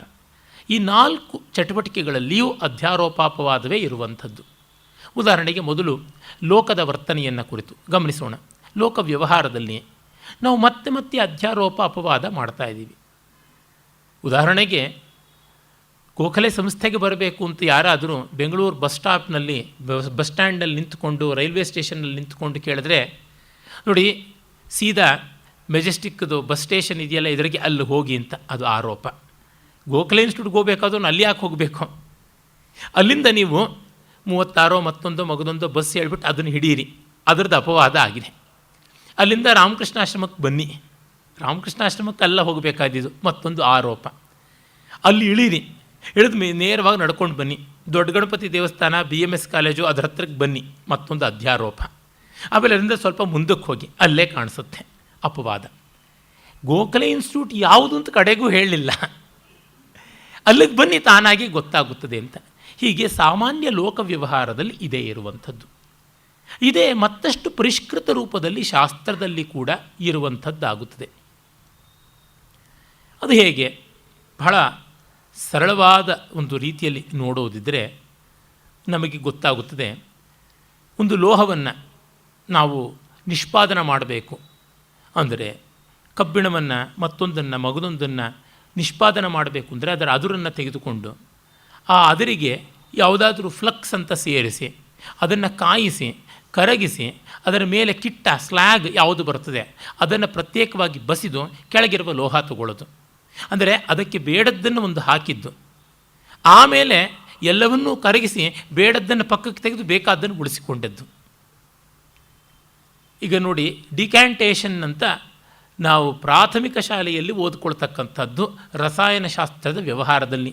ಡಿಕ್ಯಾಂಟೇಷನ್, ಡಿಸ್ಟಿಲೇಷನ್ ಅಂತೆಲ್ಲ ಹೇಳ್ತಾ ಓದ್ತೀವಿ. ಬಸಿಯುವಿಕೆಯಲ್ಲಿ ಆಗೋದು ಅದೇ ತಾನೆ. ನಮಗೆ ಯಾವುದು ಬೇಕೋ ಅದನ್ನು ಉಳಿಸ್ಕೊಳ್ಬೇಕು ಅಂದರೆ ಬೇಡದ್ದನ್ನು ಬಸಿಯಬೇಕು. ಈಗ ಉದಾಹರಣೆಗೆ ಕಬ್ಬಿಣ ಮತ್ತು ಗಂಧಕದ ಪುಡಿ ಮತ್ತು ಕಬ್ಬಿಣದ ಪುಡಿ ಇವೆರಡನ್ನು ಬೆರೆಸಿಬಿಟ್ರೆ ಅದನ್ನು ಮಿಕ್ಸ್ಚರ್ ಅಂತ ಕರೀತಾರೆ. ಅದು ಅಲಾಯ್ ಅಲ್ಲ, ಅದು ಮಿಶ್ರಣ. It's not A compound, it's mixture, it's not an element, mixture of several elements. ಆಗ ಏನು ಮಾಡಬೇಕಾಗುತ್ತದೆ? ಕಾರ್ಬನ್ ಟೆಟ್ರಾಕ್ಲೋರೈಡನ್ನು ಹಾಕಿ ಅಂತಾರೆ. ಕಾರ್ಬನ್ ಟೆಟ್ರಾಕ್ಲೋರೈಡ್ನಲ್ಲಿ ಸಲ್ಫರ್ ಕರಗುತ್ತದೆ. ಕರಗದ ಮೇಲೆ ಬಸೀರಿ. ಬಸಿದಾಗ ಕಾರ್ಬನ್ ಟೆಟ್ರಾಕ್ಲೋರೈಡ್ನಲ್ಲಿ ಕರಗಿದ ಗಂಧಕ ಈಚೆಗೆ ಬರುತ್ತದೆ, ಕಬ್ಬಿಣದ ಪುಡಿ ಬಸಿ ಬಟ್ಲಲ್ಲೇ ಉಳಿಯುತ್ತದೆ. ಕಾರ್ಬನ್ ಟೆಟ್ರಾಕ್ಲೋರೈಡು ಬಹಳ ವೋಲಟೈಲ್, ಬೇಗ ಅದು ಆರಿ ಹೋಗುವಂಥದ್ದು. ಹಾಗಾಗಿ ಇನ್ನೊಂದು ಪಾತ್ರೆಯಲ್ಲಿ ಎಲ್ಲಿ ಅದು ಉಳಿದಿದೆ ಅಲ್ಲಿ ಕಡೆಗೆ ಉಳಿಯತಕ್ಕಂಥದ್ದು ಗಂಧಕ ಮಾತ್ರ. ಅಂದರೆ ಮೊದಲು ಏನು ಕಾರ್ಬನ್ ಟೆಟ್ರಾಕ್ಲೋರೈಡ್ನ ಅಧ್ಯಾರೋಪ, ಆಮೇಲೆ ಅದನ್ನು ಬಸ್ದ ಮೇಲಿಂದ ಅಪವಾದ. ಹೀಗೆ ವಿಜ್ಞಾನದಲ್ಲಿ ಕೂಡ ಅಂಥದ್ದೇ ಉಂಟು. ಅಂದರೆ ಶಾಸ್ತ್ರ ವ್ಯವಹಾರ, ಲೌಕಿಕ ಶಾಸ್ತ್ರ ವ್ಯವಹಾರ ಆಯಿತು. ಇನ್ನು ಕಲಾ ವ್ಯವಹಾರದಲ್ಲಂತೂ ನಮ್ಮ ಸಮಸ್ತ ಅಲಂಕಾರಗಳೂ ಅದೇನೆ, ನಾಟಕದಲ್ಲೂ ಅದೇನೆ, ಎಲ್ಲದರೊಳಗೂ ಅದೇನೆ, ಇನ್ಯಾವುದೂ ಇರುವಂಥದ್ದಲ್ಲ. ಉದಾಹರಣೆಗೆ ನಾವು ಯಾವುದೋ ಒಬ್ಬ ಚಲನಚಿತ್ರ ನಟ ಪೌರಾಣಿಕ ಪಾತ್ರದಲ್ಲಿ ಅತಿಶಯವಾಗಿ ಪಾತ್ರ ಮಾಡ್ತಾ ಇದ್ದ NT ರಾಮರಾವನ್ನೇ ಇಟ್ಕೊಳ್ಬಹುದು. NT ರಾಮರಾವ್ಗೆ ನವಿಲುಗರಿ, ಕಿರೀಟ, ಕೊಳಲು, ಪೀತಾಂಬರ ಉಡಿಸಿದಾಗ ಈ ಆರೋಪದಿಂದ ಕೃಷ್ಣ ಅಂತ ಅಂದುಕೊಂಡ್ವಿ. ಆಮೇಲೆ ಅಪವಾದ ಏನು ಮಾಡೋದು? NT ರಾಮರಾವನ್ನ ಅಪವಾದ ಮಾಡಿಬಿಟ್ವಿ. ತೆರೆ ಮೇಲೆ NT ರಾಮರಾವ್ ಅಂತ ನೋಡೋಲ್ಲ, ಕೃಷ್ಣ ಅಂತ ನೋಡ್ತೀವಿ. ಆರೋಪ ಮಾಡಿದ್ದು ಇದನ್ನು, ಅಪವಾದ ಮಾಡಿದ್ದು NT ರಾಮರಾವನ. ಆದರೆ NT ರಾಮರಾವ್ ಅಲ್ಲಿ ಇಲ್ಲವೋ? ಇದ್ದಾನೆ, ಆದರೆ ನಾವು ನೋಡುವಾಗ ಅಪವಾದ ಮಾಡಿಕೊಂಡಿದ್ದೀವಿ. ಹೀಗೆ ಕಲೆಯಲ್ಲಿ ಆ ರೀತಿ ಅಧ್ಯಾರೋಪ, ಅಪವಾದ. ಸಾಹಿತ್ಯವನ್ನು ತೆಗೆದುಕೊಂಡರೂ ನಮಗೆ ಗೊತ್ತಾಗುತ್ತದೆ. ನಯನ ಕಮಲ, ಕಣ್ಣುಗಳು ಕಮಲ ಇದ್ದಂತೆ ಅಂತ. ಏನು ಕಮಲ ಅಂತಂದರೆ ಕೆಂಪಗಿರುತ್ವ್ಯಾ? ಕುಡಿದಿದ್ದಾರಾ ಅವರು? ನೀರೆಲ್ಲ ಬಿದ್ದಿರುತ್ತೆ ಕಣ್ಣು ಸದಾ? ಅಥವಾ ಕಣ್ಣು ಏನು ಕೆಸರೆಲ್ಲ ಇರುತ್ತದೆ, ಕಣ್ಣಿನ ಕೆಳಗೇನು ಮುಳ್ಳ ಇರುತ್ತದೆ, ತಾವರೆಯ ದಂಟೆಲ್ಲ ಮುಳ್ಳು ಅನ್ನುವಂತೆ? ಈ ಥರದ್ದು ಯಾವುದೂ ಅಲ್ಲ. ಮತ್ತು ಕಣ್ಣಿಗೆ ಕಮಲ ಅನ್ನುವ ಅಧ್ಯಾರೋಪ ಯಾಕೆ ಮಾಡಿದ್ದು? ಕಮಲದಲ್ಲಿ ಆ ಇರುವ ವೈಶಾಲ್ಯ ಯಾವುದುಂಟು, ಪ್ರಸನ್ನತೆ ಯಾವುದುಂಟು, ಕಂಡಾಗ ಉಂಟಾಗುವ ಆಹ್ಲಾದ ಯಾವುದುಂಟು, ಅದನ್ನೆಲ್ಲ ಗಮನಿಸಿಕೊಂಡು ಮಾಡಿದ್ದು. ಹೀಗಾಗಿ ಕಣ್ಣಿನಲ್ಲಿ ಕಮಲತ್ವವನ್ನು ಆರೋಪ ಮಾಡಿದ ಮೇಲೆ ಕಮಲಕ್ಕೆ ಮಾತ್ರ ವಿಶಿಷ್ಟವಾದ ಕಂಟಕತ್ವ, ಬಹುದಲತ್ವ, ಜಲಸ್ಥಾನತ್ವ ಅಥವಾ ಕರ್ದಮಸ್ಥಾನತ್ವ ಇತ್ಯಾದಿ ಅಕ್ಷೀತರ ಭಾವಗಳನ್ನೆಲ್ಲವನ್ನು ಅಪವಾದ ಮಾಡಿದ ಮೇಲೆ ಆಹ್ಲಾದೈಕ ಮಾತ್ರತ್ವ, ವೈಶಾಲ್ಯ ಮಾತ್ರತ್ವ, ಪ್ರಸನ್ನತಾ ಮಾತ್ರತ್ವ ಭಾವ ನಿಷ್ಪಾದನ ಆಯಿತು. ಇದು ಟೆಕ್ನಿಕಲ್ಲಾಗಿ ಹೇಳಬೇಕಾದಂಥದ್ದು ಸಂಸ್ಕೃತ ಶಾಸ್ತ್ರ ಶೈಲಿಯಲ್ಲಿ ಹೇಳಿದಾಗ ಕಣ್ಣು ಕಮಲದಂತೆ. ಅಂದರೆ ಈಗ ಅಧ್ಯಾರೋಪ ಅಪವಾದ ಅನ್ನುವಂಥದ್ದು ಇಷ್ಟು ಮಾಡುವಂತೆ ಆಯಿತು. ಇನ್ನು ಪರಮ ವೇದಾಂತ ಶಾಸ್ತ್ರ ಅಂದರೆ ಪಾರಲೌಕಿಕ ಶಾಸ್ತ್ರವಾದ ವೇದಾಂತದಲ್ಲಿಯೂ ಅಷ್ಟೇ ಜಾಗ್ರತ್ ಸ್ವಪ್ನ ಸುಷುಪ್ತಿ ಅನ್ನುವ ಅವಸ್ಥೆಗಳು ಯಾವುದಿವೆ, ಈ ಅವಸ್ಥೆಗಳಲ್ಲಿ ಇರುವಂತಹ ಆತ್ಮ ನಿಜವಾಗಿ ಅಜೀವ ಆತ್ಮಸ್ವರೂಪವಲ್ಲ, ಇದಕ್ಕೆ ಸಾಕ್ಷಿಯಾಗಿರತಕ್ಕಂಥವನು. ಅಂದರೆ ಎಚ್ಚರದಲ್ಲಿ ತಾನು ಯಾರು ಅಂತಂದರೆ ತನ್ನ ವ್ಯಕ್ತಿತ್ವವನ್ನು ಹುಟ್ಟಿಗೆ, ತನ್ನ ರೂಪಕ್ಕೆ, ತನ್ನ ವ್ಯಾಸಂಗಕ್ಕೆ, ತನ್ನ ಸಾಂಸ್ಕೃತಿಕ, ಸಾಮಾಜಿಕ, ರಾಜಕೀಯ, ಆರ್ಥಿಕ ಮೊದಲಾದ ಅನೇಕ ಸ್ಥಾನಮಾನಗಳಿಗೆ ಸಂಬಂಧಪಟ್ಟಂತೆ ಹೇಳ್ಕೊಳ್ತಾನೆ. ಇದೆಲ್ಲ ಅಧ್ಯಸ್ಥವಾದಂಥದ್ದು. ಈ ಅಧ್ಯಾಸಗಳು ಕನಸಿನಲ್ಲಿ ಎಷ್ಟೋ ಬಾರಿ ಇರುತ್ತವೆ, ಇರೋಲ್ಲ. ಉದಾಹರಣೆಗೆ ಕನಸಿನಲ್ಲಿ ಇನ್ನು ಕೆಲವು ಬೇರೆದು ಬರೋದಕ್ಕುಂಟು. ಉದಾಹರಣೆಗೆ ನೋಡಿ, ನಮಗೆ ಎಷ್ಟೋ ಬಾರಿ ಚಿಕ್ಕ ವಯಸ್ಸಿನ ಕನಸು ಬರುತ್ತದೆ. ಆಗ ನಮಗೆ ಈ ಹೊತ್ತಿದ್ದಂಥ ಬುದ್ಧಿ, ಈ ಹೊತ್ತಿದ್ದಂಥ ವಯಸ್ಸು, ಈ ಹೊತ್ತಿದ್ದ ಜ್ಞಾನ, ಈ ಹೊತ್ತು ಇರುವಂಥ ಅನುಕೂಲತೆಯೋ ಯಾವುದೋ ಇಲ್ಲದೆ ಹೋಗ್ಬೋದು. ನನಗೆ ಮಾತಿಗೂ ಬಹಳ ಬಾರಿ ಕನಸುಗಳಲ್ಲಿ ಬರುವಂಥದ್ದು ಪರೀಕ್ಷೆ ಬರೆಯುವಂಥ ಕನಸು. ಅದು ಎಂಥದ್ದು ಐನಾತಿ ಕನಸು ಅಂತಂದರೆ ಎಂಜಿನಿಯರಿಂಗು. ನನಗೆ ಮ್ಯಾಥಮೆಟಿಕ್ಸು ಸಬ್ಜೆಕ್ಟ್ ಇದೆ ಅನ್ನೋದೇ ಮರೆತು ಬಿಟ್ಟಿದ್ದೀನಿ. ಎಕ್ಸಾಮಿನೇಷನ್ ಇನ್ನು 10-12 ದಿವಸ ಇದೆ, ಆವಾಗ ಗೊತ್ತಾಗುತ್ತೆ ಹೌದಲ್ವಾ ಈ ಸೆಮಿಸ್ಟ್ರಲ್ಲಿ ಮ್ಯಾಥಮೆಟಿಕ್ಸ್ ಇತ್ತು ಅಂತ. ನಾನು ಜಾಗೃತಾವಸ್ಥೆಯಲ್ಲಿ ಒಂದು ಕ್ಲಾಸು ತಪ್ಪಿಸ್ತಾ ಇದ್ದವನಲ್ಲ. ಹಾಗಾಗಿ ಇದು ಸಬ್ಜೆಕ್ಟೇ ಇದ್ದದ್ದು ಗೊತ್ತಿಲ್ಲ ಅನ್ನುವಷ್ಟು ಅಜ್ಞಾನ. ಆದರೆ ಕನಸು ಹಾಗೆಲ್ಲ ನಮಗೆ ಈ ಜಾಗೃತಾವಸ್ಥೆಯಲ್ಲಿ ಇದ್ದ ಯಾವ ನೆನಪನ್ನೂ ತಂದುಕೊಡಲ್ಲ. ಅಯ್ಯೋ ಏನಿದು ಗಣಿತ ಪರೀಕ್ಷೆ ಬರ್ತಾ ಇದೆ, ನಾನು ಯಾವುದೂ ತಯಾರಿ ಮಾಡಿಕೊಂಡಿಲ್ಲ, ಏನು ಗತಿ, ಫೇಲೇ ಆಗಿಬಿಡ್ತೀನಿ ಅಂತ ಸಂಕಟ ಪಟ್ಕೊಂಡು ಹೋಗೋದು. ಆ ಭಯದಲ್ಲಿ ಎದ್ದು ಸ್ವಲ್ಪ ಹೊತ್ತು ಜ್ಞಾಪಿಸ್ಕೊಂಡಿದ್ದುಂಟು. ಅದು 3-4 ಬಾರಿ ಬಂದಿದೆ, ಈಚೆಗೂ ಕೂಡ ಬಂದಿದೆ ಆ ಕನಸು, ಗಣಿತ ಪರೀಕ್ಷೆ ಕನಸು. ಅಂದರೆ ನಾನು ಯಾವಾಗಲೂ ಆ ಪರೀಕ್ಷೆಯನ್ನೆಲ್ಲ ಪಾಸ್ ಮಾಡಿ ಮರೆತು ಬಿಟ್ಟಿದ್ದೀನಿ ಎಲ್ಲವನ್ನು. ಯಾರಿಗೂ ಬೇಕಾದ್ರೆ ಸರ್ಟಿಫಿಕೇಟನ್ನು ದಾನವೂ ಮಾಡಿಬಿಡ್ತೀನಿ, ಅದು ಎಲ್ಲಿದೆಯೋ ಅದು ನನಗೆ ಮರೆತು ಹೋಗ್ಬಿಟ್ಟಿದೆ. ಹೀಗೆ ಇರುವಾಗ ಅಂದರೆ ಎಚ್ಚರದಲ್ಲಿರುವ ನನಗೆ ಇದ್ದ ಆರೋಪಗಳು ಯಾವುದುಂಟು, ನಾನು ಇಂಜಿನಿಯರಿಂಗ್ ಓದಿದ್ದೀನಿ, ಡಿಗ್ರಿ ಓದಿದ್ದೀನಿ, ಮಾಸ್ಟರ್ಸ್ ಓದಿದ್ದೀನಿ, ಮತ್ತು ಮಣ್ಣು ಮಸಿ ಅನ್ನುವುದು ಅವೆಲ್ಲವೂ ಇಲ್ಲದೆ ಇದ್ದ ಸ್ಥಿತಿ. ಅಂದರೆ ಈ ಎಲ್ಲ ಅಧ್ಯಾರೋಪ ಇಲ್ಲದ ಸ್ಥಿತಿಯಲ್ಲಿಯೂ ಕೆಲವೊಂದು ಅಧ್ಯಾರೋಪ ಇತ್ತು. ಹಾಗಾಗಿ ಎಚ್ಚರದ ನಾನು ಹೇಗೆ ನಾನಲ್ಲವೋ ಕನಸಿನ ನಾನಲ್ಲ ಅಂತಾಯಿತು. ಇನ್ನು ಗಾಢನಿದ್ರೆಯಲ್ಲಿ ನಾನು ಇದೀನಲ್ಲ, ಅಲ್ಲಿ ಇದ್ಯಾವುದೂ ಇಲ್ಲ. ಆದರೆ ಆನಂದ ಮಾತ್ರ ಇದೆ. ಎಚ್ಚರಗೊಂಡ ಮೇಲೆ ನನಗೆ ಆ ಪರಮ ಸಂತೋಷಕಾರಿಯಾದ ಯಾವ ಕೊರತೆಯೂ ಇಲ್ಲದಂತಹ ಆನಂದ ಇದೆ ಅನ್ನುವುದಿತ್ತಲ್ಲ, ಇಲ್ಲಿಗೆ ನಾವು ಹಿಡಿಯುತ್ತೀವಿ. ಅಲ್ಲಿ ಆರೋಪ ಮಾಡಲ್ಪಟ್ಟದ್ದು ಯಾವುದೂ ಇಲ್ಲ, ಎಲ್ಲವೂ ತಾನಾಗಿ ಅಪವಾದಗೊಂಡಿದೆ. ಇದು ನಮಗೆ ತಿಳಿದಾಗ ಗೊತ್ತಾಗುತ್ತದೆ ವೇದಾಂತದ ಮಹಾಪ್ರಕ್ರಿಯೆ ಇಲ್ಲಿಯೂ ಕೂಡ ಇದೆ ಅಂತ. ಹೀಗೆ ಈ ಒಂದು ಅಧ್ಯಾರೋಪಾಪವಾದ ಪ್ರಕ್ರಿಯೆ ಎಲ್ಲ ಕಡೆಯಲ್ಲಿಯೂ ಇದೆ. ಇನ್ನೊಂದು ಉದಾಹರಣೆ ಕೊಡಬೇಕು ಅಂತಂದರೆ ಅದು ಮುಂದೆ ನಾವು ನೋಡುವಂತಹ ತೈತ್ತಿರೀಯ ಉಪನಿಷತ್ತಿನಲ್ಲಿ ಬರುವ ಪಂಚಕೋಶ ಸಂಕ್ರಮಣ. ಈ ದೇಹ ಅಂತಂದರೆ ನಮಗೆ ಕಾಣಿಸುವಂಥ ಸ್ಥೂಲ ದೇಹ, ಇದು ನಾನು ಅಂತಲೇ ಅಲ್ಲ. ಈ ದೇಹಗಳ ಚಟುವಟಿಕೆ ಅದು ನಾನೇ ಅಲ್ಲ. ಈ ದೇಹದ ಚಟುವಟಿಕೆಗಳ ಹಿಂದೆ ಇರುವ ಮನಸ್ಸು, ಆ ಭಾವನೆಗಳು ಅದು ನಾನೇ, ಅಥವಾ ಅದರ ಹಿಂದೆ ಇರುವ ನಿಶ್ಚಯಾತ್ಮಕವಾದ ಬುದ್ಧಿ ಯುಕ್ತಿ ನಾನು ಅದಲ್ಲ. ಆಮೇಲೆ ಯಾವುದು ಅದೆಲ್ಲದಕ್ಕೂ ಮೀರಿದ ಆನಂದ, ಅರಿವು, ಆ ಸ್ಥಿತಿಯ ಹೌದು ಅಂತ ತಾನಾಗಿ ಬರುತ್ತದೆ. ಹೀಗೆ ಪಂಚಕೋಶಗಳನ್ನು ಕಳಚುವಂಥದ್ದು ಇದೆಯಲ್ಲ, ನನ್ನಲ್ಲಿ ಆನಂದ ತುಂಬಿಲ್ಲ, ಆನಂದವೇ ನಾನಾಗಿದ್ದೀನಿ, ಆನಂದಮಯ ಅಲ್ಲ. ಇದನ್ನು ಆನಂದಮಯೋಭ್ಯಾಸ ಅನ್ನುವ ಸೂತ್ರದಲ್ಲಿ, ಬ್ರಹ್ಮಸೂತ್ರ ಭಾಷ್ಯದಲ್ಲಿ ಆಚಾರ್ಯರು ಬಹಳ ಚೆನ್ನಾಗಿ ಹೇಳ್ತಾರೆ. ಈ ಮಯಟ್ ಅನ್ನುವ ಪ್ರತ್ಯಯ, ಆನಂದಮಯ ಅನ್ನುವ ಆ ಮಯಟ್ ಪ್ರತ್ಯಯಕ್ಕೆ ಪ್ರಾಚುರ್ಯ ವಿಕಾರ ಎರಡೂ ಅರ್ಥದಲ್ಲಿ ಅಲ್ಲ, ಅದನ್ನು ಆನಂದ ಏವ ಅಂತ ತೆಗೆದುಕೊಳ್ಳಬೇಕಾಗುತ್ತದೆ ಅಂತ ಹೇಳ್ತಾರೆ. ಅಂದರೆ ನಾನು ಆನಂದಮಯನಾಗಿದ್ದೀನಿ ಅಂತಂದರೆ ಈ ಲೋಟ ಜಲಮಯವಾಗಿದೆ ಅಂತಂದರೆ ಲೋಟವೇ ಜಲವಲ್ಲ ಅಂತ ಗೊತ್ತಾಗುತ್ತದೆ. ಹಾಗಲ್ಲದೆ ಲೋಟ ಜಲದಿಂದ ನಿರ್ಮಿತವಾಗಿದೆ ಅಂತಲೂ ಅಲ್ಲ. ನಾನು ಆನಂದದಿಂದ ನಿರ್ಮಿತವೂ ಆಗಿಲ್ಲ, ನನ್ನೊಳಗೆ ಆನಂದ ತುಂಬಿಯೂ ಇಲ್ಲ, ಆನಂದವೇ ನಾನಾಗಿದ್ದೀನಿ ಅಂತನ್ನುವ ನೆಲೆಗೆ ಬರುವಂಥದ್ದಿದೆಯಲ್ಲ, ಇದು ಮಿಕ್ಕ ಎಲ್ಲ ಮಯತ್ವವನ್ನು ಅಪವಾದ ಮಾಡಿದ ಮೇಲೆ ಸ್ವಯಂ ಸಿದ್ಧವಾಗುವಂಥದ್ದು.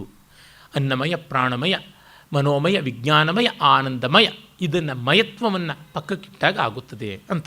ಹೀಗೆ ಈ ಅಧ್ಯಾರೋಪಾಪವಾದ ಪ್ರಕ್ರಿಯೆ ನಾವು ಇನ್ನು ಹೆಚ್ಚು ಯಾವುದೇ ವಿಭಾಗ ಇರುತ್ತದೆ ಅಂತ ಊಹೆ ಮಾಡಿಕೊಳ್ಳೋಕ್ಕಾಗದಂತೆ 4 ಕಾವ್ಯ, ಶಾಸ್ತ್ರ, ಲೋಕ, ಅಲೋಕ, ಈ 4 ಚೌಕಟ್ಟಿನಲ್ಲಿಯೂ ಕಾಣ್ತೀವಿ ಅನ್ನೋದನ್ನು ನೋಡಿದ ಮೇಲೆ ಅದರೊಳಗೆ ಒಂದು ಬಹಳ ಮುಖ್ಯವಾದದ್ದು ಅವಸ್ಥಾತ್ರಯ. ಅಧ್ಯಾರೋಪ ಅಪವಾದ ಪ್ರಕ್ರಿಯೆ ಗಟ್ಟಿಯಾಗುವುದೇ ಇದರಿಂದ. ನಾವು ನಿತ್ಯ ಜೀವನದಲ್ಲಿ ನಮ್ಮ ಅರಿವಿಲ್ಲದೆಯೇ ಬಗೆಬಗೆಯಾಗಿ ನಮ್ಮನ್ನು ನಾವು ಕಲ್ಪಿಸಿಕೊಳ್ತಾ ಇರ್ತೀವಿ.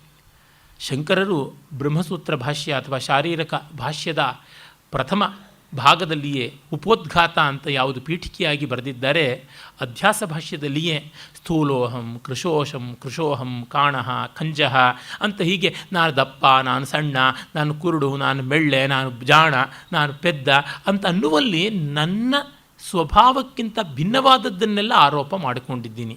ಪರಮಾರ್ಥತಃ ಇದು ನಾನಲ್ಲ ಅನ್ನುವುದು ನಮಗೆ ಗೊತ್ತಾಗದೆ ಮಾಡಿಕೊಂಡ ವ್ಯವಹಾರ ಅಂತ. ನಿಜವಾಗಿ ಎಲ್ಲ ತಾರತಮ್ಯಗಳ ವೈಷಮ್ಯವನ್ನು ಕಿತ್ತಾಕಬೇಕು ಅನ್ನೋರು ವೇದಾಂತಕ್ಕೆ ಬರಬೇಕು. ದುರ್ದೈವ ತಾರತಮ್ಯಗಳನ್ನು ವೈಷಮ್ಯಗಳನ್ನು ನಿರ್ಮೂಲನ ಮಾಡಬೇಕು ಅನ್ನೋರು ವೇದಾಂತ ವಿರೋಧಿಗಳಾಗಿದ್ದಾರೆ. ಇವತ್ತು ಯಾವ ಸಾಮ್ಯ ಸಿದ್ಧಾಂತ ಅಂತ ತೆಲುಗಿನಲ್ಲಿ ಕರೀತಾರೆ, ಸಾಮ್ಯವಾದಂ ಅಂತ ಕರೀತಾರೆ ಕಮ್ಯುನಿಸಮ್ನ, ಎಲ್ಲ ಸಮಕ್ಕೆ ಸಂಬಂಧಪಟ್ಟದ್ದು ಸಾಮ್ಯ, ಈಕ್ವ್ಯಾಲಿಟಿ ಅಂತ ಹೇಳುವಂಥದ್ದು. ಅವರು ಈಕ್ವ್ಯಾಲಿಟಿ ಅನ್ನೋದಲ್ಲ, ನಾನ್ ಡ್ಯುಯಾಲಿಟಿ ಎನ್ನುವ ಮಟ್ಟಕ್ಕೆ ಬರ್ತೀವಿ ನಾವು. ಈಕ್ವಲ್ ಅಂದರೆ ಎಲ್ಲರೂ ಇದ್ದಾರೆ ಅಂತ ಅರ್ಥ, ಇದ್ದು ಸಮಾನವಾಗಿದ್ದಾರೆ ಅಂತ. ಎಲ್ಲರೂ ಬೇರೆ ಬೇರೆಯಾಗಿಲ್ಲ, ಎಲ್ಲವೂ ಒಂದೇ ಆಗಿದೆ ಅಂತ ಅನ್ನುವ ಮಟ್ಟಕ್ಕೆ ಬರುವಂಥದ್ದು ಅದ್ವಿತೀಯತ್ವ. ಅಲ್ಲಿಗೆ ಬಂದು ಮುಟ್ಟುತ್ತದೆ. ಈ ಕಾರಣದಿಂದ ನಾವು ಲೋಕದಲ್ಲಿ ಕಾಣಿಸುವ ಭಿನ್ನತೆಗಳನ್ನು ಪರಮಾರ್ಥವಾಗಿ ಆಗೋಲ್ಲ, ತೆಗೆದುಕೊಳ್ಳಬಾರದು ಕೂಡ. ಕಾರಣ ಇಷ್ಟೇ, ಅದು ಮೊದಲಿಗೆ ಪರಮಾರ್ಥವಲ್ಲ ಅನ್ನೋದು. ಮತ್ತು ಇನ್ನೊಂದು, ರಾಗದ್ವೇಷಗಳನ್ನು ತಾನಾಗಿ ಹೆಚ್ಚು ಮಾಡುತ್ತವೆ ಅಂತ. ಹಾಗಿದ್ದರೆ ಕಾಣುವ ಭಿನ್ನತೆಗೆ ಏನು ಹೇಳೋದು? ಅದು ಕಾಣ್ತಾ ಇರೋದಷ್ಟೇ ಹೊರತು ಆಳವಾಗಿರುವಂಥದ್ದು ಅಲ್ಲ. ಅದರಿಂದ ಲೋಕಕ್ಕೆ ಇದು ಸತ್ಯವೋ ಸುಳ್ಳೋ ಉಂಟು ಮಾಡುವ ಸಮಾಧಾನ ನೋಡಿ ಎಷ್ಟು ಅಂತ. ವೇದಾಂತ ತತ್ವವಾಗಿ ಸಾಕ್ಷಾತ್ಕಾರವಾಗದೇ ಇದ್ದರೂ ವಿಶ್ವಾಸ ಮಾತ್ರದಿಂದಲೇ ತುಂಬ ಸಮಾಧಾನ ಕೊಡುತ್ತದೆ. ವೇದಾಂತದ ಶ್ರದ್ಧಾ ಮಾತ್ರದಿಂದ ಕೂಡ ಸಮಾಧಾನ ಬರುತ್ತದೆ. ಏನೆಂದರೆ ವ್ಯತ್ಯಾಸಗಳು ಇವೆ, ಅವು ಪರಮಾರ್ಥದಲ್ಲಿ ಯಾವುದು ಅಲ್ಲ ಅಂತ. ಆಗ ಒಬ್ಬ ಬುದ್ಧಿವಂತನನ್ನು ನೋಡಿ ಪೆದ್ದನಿಗೆ ಹೊಟ್ಟೆ ಕಿಚ್ಚಾಗುವುದು, ಅಥವಾ ಪೆದ್ದನನ್ನು ನೋಡಿ ಬುದ್ಧಿವಂತ ಆತ್ಯಂತಿಕವಾಗಿ ತಿರಸ್ಕರಿಸುವುದು, ಶ್ರೀಮಂತ ಬಡವ ಇತ್ಯಾದಿಗಳ ವೈಷಮ್ಯವೂ ಕಡಿಮೆಯಾಗಿ ಅವನು ಆ ಮಟ್ಟಕ್ಕೆ ಆ ಚೌಕಟ್ಟಿನಲ್ಲಿ ಹಂಗೆ ಕಾಣಿಸ್ತಾನೆ, ಅದಕ್ಕಿಂತ ಮಿಗಿಲಾಗಿ ಅಲ್ಲ ಅಂತಂದಾಗ, ಹೌದು ನನಗೂ ಸಂಪತ್ತು ಅನ್ನೋದು ಈ ಚೌಕಟ್ಟಿನಲ್ಲಿ ಮಾತ್ರವೇ ಇರೋದು, ಪರಮಾರ್ಥದ ಸಂಪತ್ತಿಗೂ ನನಗೂ ಸಂಬಂಧ ಇಲ್ಲ ಅಂತಂದಾಗ ತಾನಾಗಿ ತನ್ನ ಸಂಪತ್ತಿಯ ಮೇಲೆ ಮೋಹ ಕಡಿಮೆಯಾಗಿ ಅದನ್ನು ಮತ್ತೊಬ್ಬರ ಕಡೆಗೆ ಹಂಚಿಕೊಳ್ಳೋಕ್ಕಾಗುತ್ತೆ. ನೋಡಿ, ನನ್ನ ವಿದ್ಯೆ ನಾನು ಯಾರಿಗೂ ಕಲಿಸಬಾರ್ದು, ಆ ವಿದ್ಯೆ ನನ್ನ ಕೈನಲ್ಲಿದ್ದರೇ ಜಗತ್ತಿಗೆ ನಾನು ದೊಡ್ಡವನು ಅಂತ ಅನಿಸ್ಕೊಳ್ತೀನಿ ಅಂತ ಹಠ ಇಟ್ಟುಕೊಂಡ ಬಿಗಿ ಮುಷ್ಟಿನವರು ಹಲವರಿದ್ದರು ಗುರುಗಳು, ಹಳೆ ಕಾಲದವರು. ಹಾಗಲ್ಲದೆ ಈ ವಿದ್ಯೆಗೆ ನಾನು ಯಾವ ಮಾತ್ರದ ನಿಧಿ, ಯಾವ ಮಾತ್ರದ ಆಶ್ರಯ, ತೋಟವಾವುದನೋ ತಮ್ಮ ಅನುಪಥದೆ ಕಂಡು ಕ್ಷಣ ಮೆರಗಲ ತೋಟದಹುದೆ ಗಿಳಿವಿಂಡು ಅಂತ ಗೋವಿಂದ ಪೈಗಳು ಹೇಳಿದ್ರಲ್ಲ. ಗಿಳಿಗಳ ಒಂದು ಹಿಂಡು ತೋಟದ ಮೇಲೆ ಬಂದು ಕೆಲ ಕಾಲ ಮರಗಳಲ್ಲಿ ನಿಂತುಕೊಳ್ತು, ಆಮೇಲೆ ಅದು ಹಾರು ಹೋಗುತ್ತದೆ. ಗಿಳಿಗಳು ಬಂದು ಅಲ್ಲಿ ಎರಗಿದ ಮಾತ್ರಕ್ಕೆ ಗಿಳಿಗಳೆಲ್ಲ ತೋಟದ್ದಾಗುತ್ತದೆಯಾ? ನಾನು ವಾಸವೃಕ್ಷ ಅಷ್ಟೇ, ಇನ್ನು ಅದಕ್ಕಿಂತ ಮಿಗಿಲಲ್ಲ ಅಂತ ಬಂದಾಗ ಅದು ಒಂದು ರೀತಿಯಾದ ರಿಲೇ ಮ್ಯಾಚು. ಅಥವಾ ನಾವೆಲ್ಲ ಟೋಪಿ ಆಟ ಮತ್ತೊಂದು ಅಂತ ಆಡ್ತೀವಲ್ಲ, ಕೈಯಿಂದ ಕೈಗೆ ಚೆಂಡನ್ನು ಬದಲಾಯಿಸ್ಕೊಳ್ತಾ ಹೋಗ್ತಾ ಇರ್ತಕ್ಕಂಥದ್ದು. ನಮ್ಮ ಕೈನಲ್ಲಿ ಕ್ಷಣ ಬಂತು ಮುಂದಕ್ಕೆ ರವಾನೆ ಮಾಡಬೇಕು ಅಂತ. ಅದಕ್ಕಾಗಿ ನಾವಿದ್ದೀವಿ ಅಂದಾಗ ನಾವು ಈ ಇಂಟೆಲೆಕ್ಚುವಲ್ ಪ್ರಾಪರ್ಟಿ ರೈಟ್ಸು, ಪೇಟೆಂಟು, ಅದು ಇದ್ದು ಅನ್ನುವಂಥ ಈ ಬಂಡವಾಳಶಾಹಿಯ ದೌರ್ಜನ್ಯ ಇದೆಯಲ್ಲ, ಆ ಮುಖದಿಂದಲೂ ದೂರವಾಗ್ತೀವಿ. ಈ ಕಮ್ಯುನಿಸಮ್ನ ದೌರ್ಜನ್ಯ ಇದೆಯಲ್ಲ, ಅದರಿಂದಲೂ ದೂರವಾಗ್ತೀವಿ. ಜಗತ್ತಿಗೆ ಏಕಮೇವ ಅದ್ವಿತೀಯ ಶರಣ್ಯ ಕಮ್ಯುನಿಸಮ್ಮೂ ಅಲ್ಲ, ಅಥವಾ ಈ ಒಂದು ಯಾವುದನ್ನು ನಾವು ಬಂಡವಾಳಶಾಹಿ ಅಂತ ಕ್ಯಾಪಿಟಲಿಸಮ್ ಅಂತ ಹೇಳ್ತೀವಲ್ಲ, ಅದೂ ಅಲ್ಲ. ವೇದಾಂತಿಸಮ್ ಒಂದೇ, ಇನ್ಯಾವುದೂ ಅಲ್ಲ. ಯಾಕೆಂದರೆ ವೇದಾಂತಿಸಮ್ ಆತ್ಯಂತಿಕ ಸ್ವಭಾವವನ್ನು ಅರಿತು ಇರುವಂಥದ್ದು. ಹಾಗಾಗಿ ನಮಗೆ ಕಶೋಕ ಕೋಮೋಹ ಏಕತ್ವಂ ಅನುಪಶ್ಯತಃ ಅಂತಾರಲ್ಲ, ಆ ಏಕತ್ವವನ್ನು ನೋಡೋರಿಗೆ ಶೋಕಮೋಹಗಳು ಅಷ್ಟಾಗಿ ಕಾಣೋದಿಲ್ಲ. ಅಯ್ಯೋ ನಮ್ಮದಲ್ಲ ಅದು ಅಂತನೋ ಭಾವ ಬಂದ ಮೇಲೆ ಅದ್ರ ಮೇಲೆ ಅಂಥ ಮೋಹ ಬರೋಲ್ಲ. ಇಷ್ಟಷ್ಟು ದಿವಸ ನಮ್ಮದಷ್ಟೇ, ಇನ್ಯಾವುದೂ ಅಲ್ಲ ಅಂತ. ಕೆಲವರು ಹೇಳೋದುಂಟು, ನಿಮ್ಮ ಭಾಷಣವನ್ನು CD ಮಾಡಿಬಿಟ್ರಿ ನೋಡಿ, ಅದು ಎಡವಟ್ಟಾಗಿದೆ, ಅವ್ರು ಯಾರೋ ಕದ್ದುಕೊಂಡು ಹೋದರು, ಇನ್ನು ಎಲ್ಲಿಯೋ ಬಳಸ್ಕೊಂಡ್ರು ಅಂತ. ಸ್ವಾಮಿ, ನಾನು 100 ಜನದ ಬಳಸಿದ್ದೀನಿ, ಇನ್ನು 10 ಜನರು ಬಳಸ್ಕೊಂಡ್ರೆ ಏನೂ ತೊಂದರೆ ಇಲ್ಲ. ಮತ್ತು ಒಂದು ಕಡೆಗೆ ನಮ್ಮ ವಿಚಾರಗಳು, ನಮ್ಮ ಸಿದ್ಧಾಂತಗಳು, ನಮ್ಮ ಪರಂಪರೆ ಜನಕ್ಕೆ ತಿಳಿಯಬೇಕು ಅನ್ನೋದು, ಇನ್ಯಾರೋ ತಿಳಿಪಡಿಸುವುದಂದರೆ ಹೊಟ್ಟೆ ಹೊರ್ಕೊಳ್ಳೋದು, ಇದಕ್ಕೇನಾದರೂ ಅರ್ಥ ಇದೆಯಾ? ಖಂಡಿತ ಅರ್ಥ ಇಲ್ಲ. ಹೀಗಾಗಿ ನಾವು ಆ ಮಹಾಪ್ರವಾಹದಲ್ಲಿ ಒಂದು ತಾತ್ಕಾಲಿಕವಾದ ತಂಗುದಾಣ ಅಷ್ಟೆ. ನಾವು ದೊಡ್ಡ ಕುಲಭವನ ಅಲ್ಲ, ಒಂದು ಟೆಂಟ್, ರಸ್ತೆ ಪಕ್ಕದ ಒಂದು ಟೆಂಟು. ಈ ಟಾರ್ ಗೀರ್ ಹಾಕುವವರೆಲ್ಲ ಟಾರ್ ಹಾಕುವ ಇದು ಉಂಟಲ್ಲ, ಟಾರಿನ ಡ್ರಮ್ಗಳು, ಅವುಗಳ ತಗಡನ್ನೇ ಚಪ್ಪಟೆ ಮಾಡಿಕೊಂಡು ಅದರೊಳಗೆ ಒಂದು ಮನೆ ಮಾಡಿಕೊಂಡಿರ್ತಾರೆ.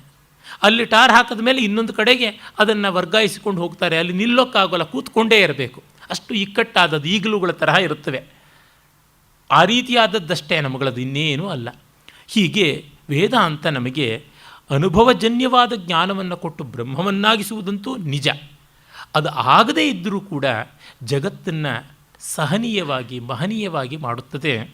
ಎಲ್ಲವೂ ಕೂಡ ಆ ಓಂಕಾರ ಪರಬ್ರಹ್ಮ ವಸ್ತುವಿನ ನಿರ್ದೇಶನ ಮತ್ತು ಈ ಅವಸ್ಥಾತ್ರಯ ಪ್ರಕ್ರಿಯೆಯ ಮೂಲತತ್ವವಾದ ಅಧ್ಯಾರೋಪಾಪವಾದದ ಸಂಕೇತ. ಆ ಕಾರಣದಿಂದಲೇ ಅದಕ್ಕೆ ಎಲ್ಲಿಲ್ಲದ ಗೌರವ ಅಂತ ನಮಗೆ ತಿಳಿಯುತ್ತದೆ. ಆಮೇಲೆ ಹೇಳ್ತಾರೆ, ಸರ್ವಂ ಹೇತದ್ ಬ್ರಹ್ಮ ಅಯಮಾತ್ಮ ಬ್ರಹ್ಮ ಸೋಯಮಾತ್ಮ ಚತುಷ್ಪಾತ್. ಈ ಅಯಮಾತ್ಮ ಬ್ರಹ್ಮ ಅನ್ನುವ ಮಹಾವಾಕ್ಯವನ್ನು ನಾವೆಲ್ಲಿ ನೋಡ್ತೀವಿ. ಈ ಆತ್ಮವೇ ಬ್ರಹ್ಮ. ಇದು ಚತುಷ್ಪಾತ್, 4 ಪಾದಗಳಾಗಿರುವಂಥದ್ದು ಅಂತ ಮೊದಲಿಗೆ ಹೇಳ್ತಾರೆ. ಪಾದ ಅಂದರೆ ಕಾಲು ಅಂತ. ಜಾಗರಿತ ಸ್ಥಾನೋ ಬಹಿಷ್ಪ್ರಜ್ಞ ಸಪ್ತಾಂಗ 19 ಮುಖ ಸ್ಥೂಲಭುಗ್ ವೈಶ್ವಾನರ ಪ್ರಥಮ ಪಾದ. ಮೊದಲು ವೈಶ್ವಾನರ ಅನ್ನುವಂಥದ್ದು ಹೆಜ್ಜೆ, ಇದು ಮೊದಲ ಹೆಜ್ಜೆ ಅಂತ. ವೈಶ್ವಾನರ ಅನ್ನುವಾಗ ಜಾಗೃತ ಅವಸ್ಥೆ. ಯಾಕೆ ವೈಶ್ವಾನರ ಅಂತ ಕೊಟ್ಟರು?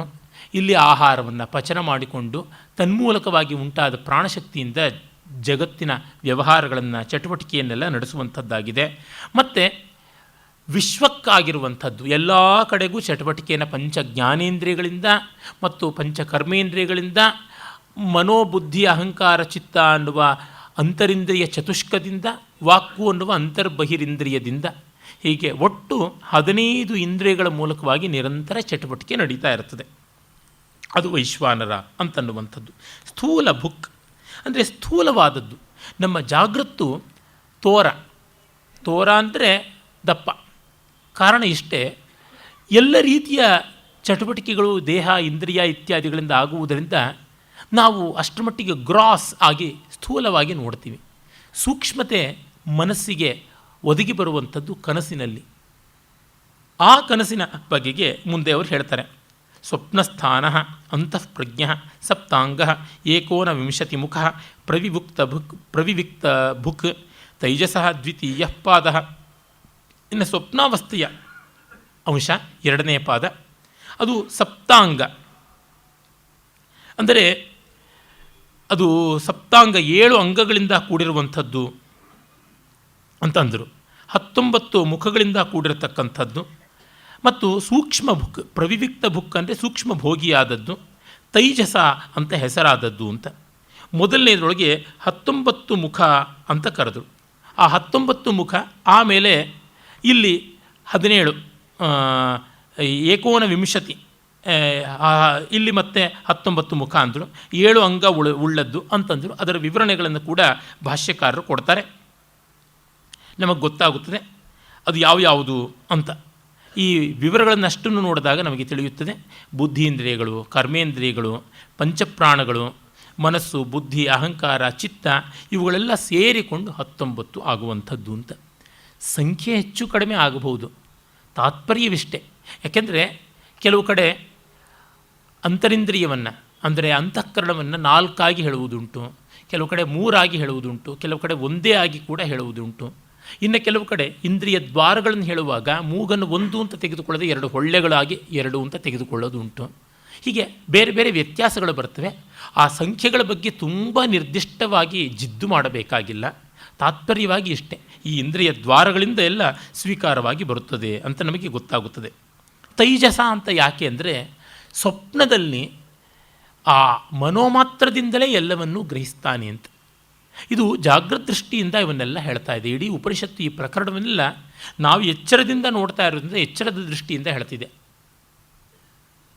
ಆದರೆ ಪರಮಾರ್ಥವಾಗಿ ಆಯಾ ಅವಸ್ಥೆಗಳನ್ನು ಆಯಾ ಅವಸ್ಥೆಯಿಂದಲೇ ಗಮನಿಸಬೇಕು, ಇಲ್ಲದೇ ಇದ್ದರೆ ಸರಿಯಾಗುವಂಥದ್ದಲ್ಲ.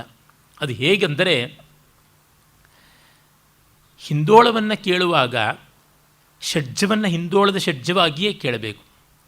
ಹಾಗಲ್ಲದೆ ನಾವು ಷಡ್ಜವನ್ನು ಗಾಂಧಾರಕ್ಕೋ ಮಧ್ಯಮಕ್ಕೋ ದೈವತಕ್ಕೋ ನಿಷಾದಕ್ಕೋ ಇಟ್ಟುಕೊಂಡು ಕೇಳಿದ್ರೆ ಹಿಂದೋಳವಾಗಿ ಕೇಳೋಲ್ಲ. ಉದಾಹರಣೆಗೆ ಹಿಂದೋಳವನ್ನು ನಾವು ಕೇಳ್ತಾ ಇದ್ದಾಗ ನಿಷಾದಕ್ಕೆ ಸಗಮದ ನೀ ಅಂತ ನೀ ಅನ್ನೋದನ್ನ ಇಟ್ಕೊಂಡು ಅಲ್ಲಿಗೆ ಷಡ್ಜ ಮಾಡಿಕೊಂಡು ಕೇಳ್ತಾ ಇದ್ದರೆ ಅದು ಮಧ್ಯಮಾವತಿಯಾಗಿ ಕೇಳಿಸುತ್ತದೆ. ವಿಶೇಷವಾಗಿ ನಮಗೆ ಗೊತ್ತಾಗುತ್ತದೆ, ಎಷ್ಟೋ ಬಾರಿ ಹಿಂದೋಳ ಮತ್ತು ಶುದ್ಧಧನ್ಯಾಸಿ ಒಟ್ಟೊಟ್ಟಿಗೆ ಕೇಳುವಾಗ ಅದಾ ಇದ ಅಂತ ಭ್ರಮೆ ಆಗಿಬಿಡೋದುಂಟು ನಮ್ಮ ಷಡ್ಜದ ರೆಫರೆನ್ಸ್ ಬದಲಾವಣೆ ಆದಾಗ. ಹಾಗಲ್ಲದೆ ಹಿಂದೋಳವನ್ನು ಹಿಂದೋಳದ ಷಡ್ಜದಲ್ಲಿಯೇ ಕೇಳಬೇಕು, ಆಗಲೇ ಅದು ಹಿಂದೋಳವಾಗಿ ಕೇಳಿಸುವುದು. ಶುದ್ಧಧನ್ಯಾಸಿಯ ಷಡ್ಜದಲ್ಲಿಯೇ ಕೇಳಬೇಕು, ಗ್ರಹಭೇದ ಮಾಡಿಕೊಳ್ಳಬಾರದು. ಆ ರೀತಿಯಲ್ಲಿ ಆಯಾ ಅವಸ್ಥೆಗಳನ್ನು ಆಯಾ ಅವಸ್ಥೆಯಾಗಿ ನೋಡಿದಾಗ ಮಾತ್ರ ಸ್ಪಷ್ಟತೆ ಸಿಗುತ್ತದೆ ಅಂತನ್ನುವುದು ಪರಮಾರ್ಥ. ಇಲ್ಲಿ ನಮಗೆ ಶಾಸ್ತ್ರನಿಶ್ಚಯಕ್ಕಾಗಿ ನಾವು ನೋಡ್ತೀವಿ ಆಯಾ ಅವಸ್ಥೆಗಳನ್ನು ಹೀಗೆ ಹೇಳ್ತಾ ಬಂದಿದ್ದಾರೆ. ಇಲ್ಲಿ ಹೇಳ್ತಾ ಇದ್ದಾರೆ ಮುಂದೆ ತೃತೀಯ ಪಾದ ಪ್ರಾಜ್ಞಾ ಅಂತ. ತೈಜಸ ಅನ್ನುವುದು ಮನಸ್ಸಿನ ಮಾತ್ರ ವ್ಯಾಪಾರ ಅಂತ ಆಧುನಿಕ ಮನಃಶಾಸ್ತ್ರಜ್ಞರು ಯೂಂಗ್ ಫ್ರಾಯ್ಡಿಂದ ಮೊದಲುಗೊಂಡು ಸ್ವಪ್ನವೆಲ್ಲ ಮಾನಸವಾದದ್ದು ಅಂತಂದರು. ವೇದಾಂತ ಹಾಗೆ ಹೇಳೋಲ್ಲ, ಪರಮಾರ್ಥತಃ ಹೇಳೋಲ್ವಾದರೂ ಇಲ್ಲಿ ಸಾಮಾನ್ಯವಾಗಿ ಹೇಳುವಾಗ ಆ ಅರ್ಥದಲ್ಲಿ ತೆಗೆದುಕೊಂಡು ಹೇಳ್ತಾರೆ. ಅಂದರೆ ಅಲ್ಲಿ ಕಣ್ಣು ಮುಚ್ಚಿದ್ದಾಗಲೂ ಕೂಡ ನಾವು ನೋಡ್ತಾ ಇದ್ದೀವಿ, ಕಿವಿಯಿಂದ ಹೊರಗೆ ಕೇಳ್ತಾ ಇಲ್ಲದೇ ಇದ್ದರೂ ಕೇಳ್ತಾ ಇದ್ದೀವಿ, ಕೈಕಾಲುಗಳಿಂದ ಓಡಾಡದೇ ಇದ್ದರೂ ಓಡಾಡ್ತಾ ಇದ್ದೀವಿ. ಅಂದರೆ ಏನರ್ಥ? ನಾನು ಎಚ್ಚರವಾಗಿದ್ದು ಮತ್ತೊಬ್ಬ ಮಲಗಿ ಕನಸು ಕಾಣ್ತಾ ಇರುವ ಸ್ಥಿತಿಯನ್ನು ನೋಡಿ ಹೇಳ್ತಾ ಇರುವಂಥದ್ದೇ ಹೊರತು ನಾನು ಕನಸು ಕಾಣ್ತಾ ಇದ್ದಾಗ ಹಾಗೆ ಹೇಳಿದ್ದಲ್ಲ. REM ಅಂತಾರೆ, ರ್ಯಾಪಿಡ್ ಐ ಮೂವ್ಮೆಂಟ್ ಅಂತ. ಇದು ಕನಸಿನ ಅವಸ್ಥೆ. ನೀವು ಯಾರಾದರೂ ಕನಸು ಕಾಣ್ತಾ ಇರುವಾಗ ಗಮನಿಸಿ, ಕನಸು ಕಾಣ್ತಾ ಇದ್ದಾರೆ ಅನ್ನೋದು ನಮಗೆ ಗೊತ್ತಾಗೋಲ್ಲ, ಊಹೆ ಮಾಡಬೇಕು. ಆ ಊಹೆಗೆ ಬೇಕಾದ ಲಿಂಗ, ಅನುಮಾನ ಮಾಡುವುದಕ್ಕೆ, ಇನ್ಫರೆನ್ಸ್ ಮಾಡುವುದಕ್ಕೆ ಬೇಕಾಗಿರುವ ಲಿಂಗ ಯಾವುದು, ಸೂಚನೆ ಯಾವುದು ಅಂತಂದರೆ ನಿದ್ರೆಯಲ್ಲಿ ಕಣ್ಣು ಮುಚ್ಚಿದ್ದಾಗಲೂ ಕಣ್ಣು ಅಲ್ಲಾಡ್ತಾ ಇರ್ತದೆ, ಅದು ರ್ಯಾಪಿಡ್ ಐ ಮೂವ್ಮೆಂಟ್ ಅಂತ. ಕನಸು ಕಾಣುವ ಹೊತ್ತು ಹಾಗೆ ಅಲ್ಲಾಡ್ತಾ ಇರ್ತದೆ ಅಂತ ಮನಃಶಾಸ್ತ್ರಜ್ಞರು ಹೇಳ್ತಾರೆ. ಸಾಮಾನ್ಯವಾಗಿ ನಿದ್ರೆಯ ಆರಂಭದಲ್ಲಿ ಮತ್ತು ಪ್ರಬೋಧದ ಪೂರ್ವದಲ್ಲಿ ಈ ಸ್ಥಿತಿ ಇರುತ್ತದೆ ಅಂತ. ಆ ಒಂದು REM ರ್ಯಾಪಿಡ್ ಐ ಮೂಮೆಂಟ್ ಅಂದರೆ ತ್ವರಿತ ಚಲನಶೀಲ ನೇತೃತ್ವ, ಆ ಒಂದು ಸ್ಥಿತಿ ಕನಸಿನದು. ಅದನ್ನು ನೋಡಿ ಅವನು ಓಡಾಡದೇ ಇದ್ದರೂ ಓಡಾಡಿದ್ದಾನೆ ಅಂತ ಅಂದುಕೊಳ್ತೀವಿ. ಆದರೆ ಆ ಕನಸಿನ ಸ್ಥಿತಿಯಲ್ಲಿದ್ದಾಗ ನಮಗೆ ಹಾಗೆಲ್ಲ ಅನಿಸಿರೋದಿಲ್ಲ. ನನಗೆ ಹಾಗೆ ಅನಿಸಿದ್ದಿದ್ರೆ ಪರೀಕ್ಷೆಯ ಭಯವೇ ಆಗ್ತಾ ಇರಲಿಲ್ಲ ಕನಸಿನಲ್ಲಿ. ಹೀಗಾಗಿ ಕನಸಿಂದ ಕನಸಾಗಿಯೇ ಮುಖ್ಯ. ಆಮೇಲೆ ನಾವು ಗಾಢ ನಿದ್ರೆಗೆ ಬರ್ತೀವಿ, ಸುಷುಪ್ತಿ. ತೈಜಸ ಅಂತ ಕನಸಿಗೆ ಹೇಳಿದ್ದು ಮಾನಸವಾದದ್ದು ಅಂತ ಜಾಗ್ರದ ಅಭಿನಿವೇಶದ ದೃಷ್ಟಿ. ಯತ್ರ ಸುಪ್ತೋ ನ ಕಂಚನ ಕಾಮಂ ಕಾಮಯತೆ ನ ಕಂಚನ ಸ್ವಪ್ನಂ ಪಶ್ಯತಿ ತತ್ ಸುಷುಪ್ತಂ ಸುಷುಪ್ತಸ್ಥಾನ ಏಕೀಭೂತಃ ಪ್ರಜ್ಞಾನಘನ ಏವಾನಂದಮಯೋ ಹ್ಯಾನಂದಭುಕ್ ಚೇತೋ ಮುಖ ಪ್ರಾಜ್ಞ ತೃತೀಯ ಪಾದ. ಇನ್ನು ಇಲ್ಲಿ ಸುಷುಪ್ತಿಯಲ್ಲಿ ಇದ್ದಾಗ ಯಾವ ಮುಖಗಳೂ ಇಲ್ಲ. ಸುಷುಪ್ತ ಸ್ಥಾನೇ ಏಕೀಭೂತ, ಯಾವ ಕಾಮವೂ ಇಲ್ಲ. ನ ಕಂಚನ ಕಾಮಂ ಕಾಮಯತೆ, ಯಾವ ಬಯಕೆಯನ್ನೂ ಬಯಸ್ತಾ ಇಲ್ಲ. ಸಂಪೂರ್ಣ ತೃಪ್ತಿ ಇರುವಾಗ ಯಾವ ಬಯಕೆಯ ನಿರೀಕ್ಷೆ ಇರುತ್ತದೆ? ಯಾವುದೂ ಇಲ್ಲ. ನ ಕಂಚನ ಸ್ವಪ್ನಂ ಪಶ್ಯತಿ, ಯಾವ ಸ್ವಪ್ನವೂ ಇಲ್ಲ. ಹಾಗಾಗಿ ಪ್ರಾಜ್ಞಾ ಅಂತ ಅನಿಸಿಕೊಂಡಿದ್ದಾನೆ ಅಂತ ನೋಡಿ. ಪ್ರಜ್ಞಾನ ಘನ ಅಂದರೆ ಪ್ರಜ್ಞೆಯೇ ಘನೀಭೂತವಾಗಿರುವಂಥದ್ದು ಸ್ಥಿತಿ ಅಂತ. ಅಂದರೆ ದ್ವೈತ ಪ್ರಪಂಚ, ದ್ವಂದ್ವಾತ್ಮಕವಾದ ಪ್ರಪಂಚ, ನಾಮರೂಪಾತ್ಮಕವಾದ ಪ್ರಪಂಚ ಮತ್ತು ದೇಶಕಾಲ ಬಾಧಿತವಾದ ಪ್ರಪಂಚ, ತರತಮಗಳ ಪ್ರಪಂಚ ಯಾವುದೂ ಇಲ್ಲ. ಹಾಗಾಗಿ ಅಲ್ಲಿ ಯಾವುದೂ ಇಲ್ಲ ಅಂದರೆ, ಯಾವುದೂ ಇಲ್ಲ ಅಂತ ಡಿಕ್ಲೇರ್ ಮಾಡುವ ನಾನು ಇಲ್ಲ ಅಂತ ಇಲ್ಲ, ನಾನಲ್ಲದೆ ಮತ್ಯಾವುದೂ ಇಲ್ಲ ಅಂತನೂ ತಿಳ್ಕೊಳ್ಬೇಕು. ನೀವೆಲ್ಲ ಈ ಕೊಠಡಿಗೆ ಬರುವುದಕ್ಕೆ ಮುನ್ನ ಇಲ್ಲಿ ಅಣಿ ಮಾಡೋಕ್ಕೆ ಬಂದವರು ನೋಡಿ, ಯಾರೂ ಇಲ್ಲ ಸರ್ ಇಲ್ಲಿ ಅಂತಂದರೆ ಅವರೂ ಇಲ್ಲ ಅಂತ ಅರ್ಥ ಅಲ್ಲವಲ್ಲ. ಅವರು ಅದನ್ನು ಡಿಕ್ಲೇರ್ ಮಾಡೋದಕ್ಕೆ ಅವರಿರೋದರಿಂದಲೇ ಆಗಿದೆ. ಹೀಗಾಗಿ ನಕಿಂಚಿದ್ ಅಹಂ ವೇದ, ನಾನು ಏನನ್ನೂ ತಿಳ್ಕೊಳ್ಳಿಲ್ಲ. ನಕಿಂಚಿದ್ ಅಹಂ ವೇದಿಶಂ, ಯಾವುದನ್ನು ತಿಳ್ಕೊಳ್ಳಿಲ್ಲ. ಸುಖಮಹಮಸ್ವಾಪ್ಸುಂ, ಚೆನ್ನಾಗಿ ನಿದ್ರೆ ಮಾಡಿದೆ ಅಂದರೆ ಯಾವುದೂ ತಿಳ್ಕೊಳ್ಳಿಲ್ಲ ಅಂದರೆ ತಿಳ್ಕೊಳ್ಳೋಕ್ಕೆ ಯಾವುದೂ ಇರಲಿಲ್ಲ ಅಂತ ಅರ್ಥ. ಇದ್ದರೆ ತಿಳ್ಕೊಳ್ತಾ ಇದ್ವಿ, ನಾನಲ್ಲದೆ ಯಾವುದೂ ಇಲ್ಲದೆ ಇದ್ದಾಗ ಏನು ತಿಳ್ಕೊಳ್ಳೋದು, ಏನು ಮಾಡುವಂಥದ್ದು? ಈ ರೀತಿಯಾದ ಸ್ಥಿತಿ ಅದು ಗಾಢ ನಿದ್ರೆಯದು ಅಂತ ನಮಗೆ ಗೊತ್ತಾಗುತ್ತದೆ. ಅದನ್ನು ಪ್ರಜ್ಞಾನ ಘನ ಅಂದರು. ಬರೀ ಪ್ರಜ್ಞೆ ಅಲ್ಲ, ಪ್ರಜ್ಞಾನವಲ್ಲ, ಪ್ರಜ್ಞಾನ ಘನ, ಹೆಪ್ಪುಗಟ್ಟಿದ ಜ್ಞಾನ, ಅದು ಆನಂದ ಅಂತ. ಮತ್ತು ಆನಂದ ಭುಕ್ ಅಂತ ಯಾಕೆ ಹೇಳಿದ್ದು? ಎಚ್ಚರದ ದೃಷ್ಟಿಯಿಂದ. ಆಗ ಆನಂದವನ್ನು ಅನುಭವಿಸ್ತಾ ಇದ್ದ ಅಂತ. ವಸ್ತುತಃ ಅವನೇ ಆನಂದ ಆಗಿದ್ದಾಗ ತಿನ್ನೋದು ಯಾವುದು, ಉಣ್ಣೋದು ಯಾವುದು? ಆನಂದವನ್ನು. ಬೆಲ್ಲದ ಗಣಪತಿಗೆ ಬೆಲ್ಲವೇ ನೈವೇದ್ಯ ಅಂತ. ಯಾರೋ ಬೆಲ್ಲದಲ್ಲಿ ಗಣಪತಿಯನ್ನು ಮಾಡಿ ಪೂಜೆ ಮಾಡಿದ್ರಂತೆ, ಹಾಗೆ ಮಾಡಿದ್ರೆ ಸಿದ್ಧಿ ಆಗುತ್ತದೆ ಅಂತ. ಎಲ್ಲ ಸಜ್ಜು ಮಾಡಿಕೊಂಡ್ರು, ಪಾಪ ನೈವೇದ್ಯಕ್ಕೆ ಏನೂ ತಂದಿರಲಿಲ್ಲ. ಬಿಡು, ಪೀಠವನ್ನೇ ಮುರಿದಿಟ್ಟರೆ ಆಯಿತು ಅಂತ ಹೇಳ್ಬಿಟ್ಟು ಪೀಠದಿಂದ ಒಂದಿಷ್ಟು ಚಿವುಟುಕೊಂಡಿದ್ದೂ ಸತ್ಯಂತ್ವರ್ತೇನ ಪರಿಶಿಂಚಾಮಿ ಅಂತ ನೈವೇದ್ಯ ಶುರು ಮಾಡಿದ್ರಂತೆ. ಅಷ್ಟೇ, ಬೆಲ್ಲದ ಗಣಪತಿಗೆ ಬೆಲ್ಲವೇ ನೈವೇದ್ಯ ಅಂತ. ಆನಂದ ಭುಕ್ ಅಂತಾರೆ ಆ ಅರ್ಥದಲ್ಲಿ. ಹೀಗೆ ಪ್ರಾಜ್ಞಾ ಅಂತ. ಗಾಢನಿದ್ರೆಯಲ್ಲಿ ಏನೂ ತೋಚದೇ ಇದ್ದಾಗ ಪ್ರಾಜ್ಞಾ ಅಂತ ಯಾಕೆ ಹೇಳಿದ್ರು? ಇಷ್ಟೇ, ಏನೂ ತಿಳ್ಕೊಳ್ಳೋದಕ್ಕೆ ಇಲ್ಲವಾದದ್ದರಿಂದಲೇ ಪ್ರಾಜ್ಞನೇ ಹೊರತು ಏನೂ ತಿಳಿಯಲಿಲ್ಲ ಅಂತ ಅಲ್ಲ. ಈ ಎರಡನ್ನು ನಾವು ಸ್ಪಷ್ಟವಾಗಿ ಗಮನದಲ್ಲಿ ಇಟ್ಟುಕೊಳ್ಬೇಕು. ತುಂಬ ಜನ ಇಲ್ಲಿ ಸೋಲ್ತಾರೆ, ವಿಶೇಷವಾಗಿ ನಾಸ್ತಿಕರು ಅಂತಂದುಕೊಳ್ಳೋರು, ವಿಚಾರವಾದಿಗಳು ಅಂತಂದುಕೊಳ್ಳೋರು. ಇಂಥ ಜಾಗದಲ್ಲಿ ಎಲ್ಲ ಈ ಥರ ಮಾಡಿದ್ದಾರೆ. ಆಧುನಿಕ ಮನಃಶಾಸ್ತ್ರ ನಿದ್ರೆಯ ಬಗೆಗೆ ಬೇಕಾದಷ್ಟು ಹೇಳುವಾಗ ನಿದ್ರೆಯನ್ನು ಆಬ್ಸೆನ್ಸ್ ಆಫ್ ಕಾನ್ಷಿಯಸ್ನೆಸ್ ಅಂತಾರೆ. But it is the seat of consciousness, it is consciousness ಅನ್ನುವುದನ್ನು ಮರೆತು ಬಿಡ್ತಾರೆ. ಕಾರಣ, ಎಚ್ಚರದ ಆಗ್ರಹದಿಂದ ಅವರು ನೋಡ್ತಾ ಇದ್ದಾರೆ. ಎಚ್ಚರದ ಆಗ್ರಹದಿಂದ ನೋಡಿದಾಗ ಡಾಕ್ಟರ್ ಸ್ಟೆಥಸ್ಕೋಪ್ ಇಟ್ಟು ಎಷ್ಟು ನೋಡಿದ್ರೂ ಕೂಡ ನೋವು ಅವನ ಅರಿವಿಗೆ ಬರುತ್ತದೆಯಾ? ಇಲ್ಲ. ಹೃದಯದ ಬಡಿತ ಬರಬಹುದು, ಆದರೆ ನೋವು ಅರಿವಿಗೆ ಬರುತ್ತದೆಯೇ? ಈಗ ಒಂದು ಉದಾಹರಣೆ ಕೊಡಬೇಕು ಅಂತಂದರೆ, ನಾವು ತಲೆ ಮೇಲೆ ಕೈಯಿಟ್ಟು ನೋಡಿದಾಗ ಜ್ವರ ಬಂದಿದೆಯಾ ಇಲ್ವಾ ಅಂತ ಬಿಸುಪು ನಮಗೆ ಗೊತ್ತಾಗುತ್ತದೆ, ಶಾಖ. ಈಗ ತಲೆ ಮೇಲೇ ಥರ್ಮಾಮೀಟ್ರ್ ಅಂತ ಒಂದು ಪಟ್ಟಿ ಥರ ಇಡ್ತಾರೆ. ಇಟ್ಟಾಗ 101 ಡಿಗ್ರಿ ಟೆಂಪರೇಚರ್ ಬಂದಿದೆ ಅಂತ ನಮಗೆ ಅವನಿಗೆ ಜ್ವರ ಬಂದಿದೆ ಎನ್ನುವುದು ಅರಿವಾಗ್ತಿದೆಯೇ ಹೊರತು ಬಿಸಿ ಅರಿವಾಗಿಲ್ಲ. ಬಿಸಿಯನ್ನು ಊಹೆ ಮಾಡ್ತಾ ಇದ್ದೀವಿ. ಯಾಕೆ? ಮೊದಲು ನಮಗೆ ಮುಟ್ಟಿ ನೋಡಿ ಗೊತ್ತಿರೋದ್ರಿಂದ. ಅಂದರೆ ನಮಗೆ ಅನ್ಯತ್ರ ಆಗಿರುವ ಅನುಭವವನ್ನು ಇಲ್ಲಿ ಆರೋಪ ಮಾಡ್ತಾ ಇದ್ದೀವಿ ಹೊರತು ಇಲ್ಲಿ ಅನುಭವ ಆದದ್ದು ಯಾವುದು? ಅನುಮಾನವಾದದ್ದಷ್ಟೇ, ಅನುಭವವಾದದ್ದಲ್ಲ. ಹೀಗೆ ವಿಜ್ಞಾನ ಈ ಆತ್ಮವಸ್ತುವನ್ನು ಹುಡುಕುವ ದಾರಿಯನ್ನು ಹಿಡಿಯುವಲ್ಲಿ ಮತ್ತೆ ಮತ್ತೆ ಅಡ್ಡದಾರಿಯನ್ನೇ ಹಿಡಿತಾ ಇದೆ. ಅದು ಎಂದಿಗೂ ಆ ದಾರಿಯಿಂದ ಹುಡುಕೋಕ್ಕಾಗೋಲ್ಲ. ಇದನ್ನು ಅರ್ಥ ಮಾಡಿಕೊಳ್ಳಬೇಕು. ಅಂದರೆ ಯಾವುದನ್ನು ನಾವು ಅಶ್ರೌತ ತರ್ಕ ಅಂತ ಕರಿತೀವಿ, ವೇದಾಂತದ ಮಟ್ಟಕ್ಕೆ ವಿಜ್ಞಾನದ ತರ್ಕ ದುಸ್ತರ್ಕ. ವಿಜ್ಞಾನದ ತರ್ಕ ಯಾಕೆ ದುಸ್ತರ್ಕ ಅಂದರೆ ಬಾಹ್ಯವಾದ ಪ್ರಮಾಣಗಳನ್ನು ನೋಡ್ತಾ ಇದೆ, ಆಂತರಿಕ ಪ್ರಮಾಣಗಳನ್ನು ಅಲ್ಲ. ಶ್ರೌತ ತರ್ಕ ಅನ್ನೋದು ಆಂತರಿಕ ಪ್ರಮಾಣವನ್ನು ಹಿಡಿದದ್ದು. ಆಂತರಿಕ ಪ್ರಮಾಣ ಅಂದರೆ ಅದಕ್ಕೆ ಅದೇ ಪ್ರಮಾಣ ಅಂತ. ಇದು ಹೇಗಾಗುತ್ತದೆ? ಪ್ರಮಾಣ ಪ್ರಮೇಯಗಳ ಎರಡೂ ಒಂದೇ ಆಗಿಬಿಡುತ್ತವ್ಯಾ? The thing to be measured and the way of measurement ಎರಡೂ ಒಂದೇ ಆಗೋದಕ್ಕೆ ಸಾಧ್ಯವಾ? ಆಗುತ್ತದೆ. ಈಗ ಉದಾಹರಣೆಗೆ, ನೀವು ಕೆಲವೊಮ್ಮೆ ಬಟ್ಟೆಯನ್ನು ಅಳೆಯುವಾಗ ಒಂದು ಗಜಗಡ್ಡಿಯಿಂದ ಬಟ್ಟೆನ 1 ಗಜ ಅಂತ ಅಳಿತೀರಿ. ಆಮೇಲೆ ಗಜಗಡ್ಡಿಯನ್ನು ಪಕ್ಕಕ್ಕೆ ಇಟ್ಬಿಟ್ಟಿದ್ರು, ಆ ಬಟ್ಟೆಯನ್ನೇ ಅಲ್ಲಿಂದ ಇಲ್ಲಿಂದ ಹೀಗೆ ಮಾಡಿಬಿಟ್ಟು ನೆರಿಗೆ ಮಾಡಿಬಿಟ್ಟು ಅದು 8 ಮೊಳ ಇದೆ, 8 ಗಜ ಇದೆ ಅಂತ ಹೇಳ್ತೀರ. ಅದನ್ನು ಅದೇ ಅಳಿಲಿಲ್ವಾ?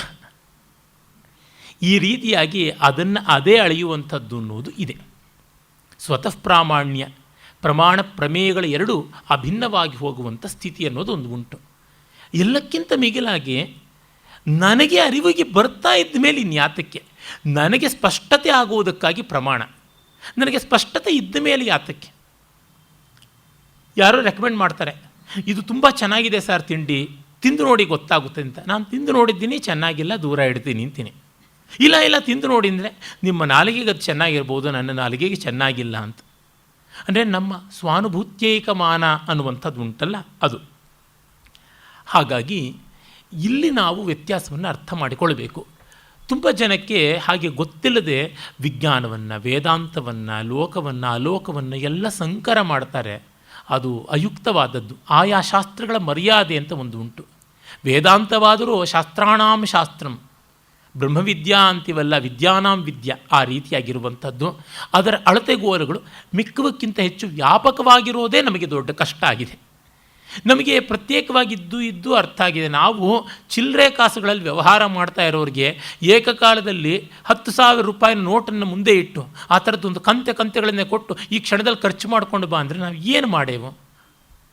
ಏನು ಮಾಡೋಕ್ಕಾಗಲ್ಲ. ಒಂದು ಪೆಟ್ಟಿಗೆ ಕೊಡಿ, ಇದನ್ನೆಲ್ಲ ಜೋಪಾನವಾಗಿ ಇಡ್ತೀವಿ ಅಂತ ಅನ್ಬೇಕು.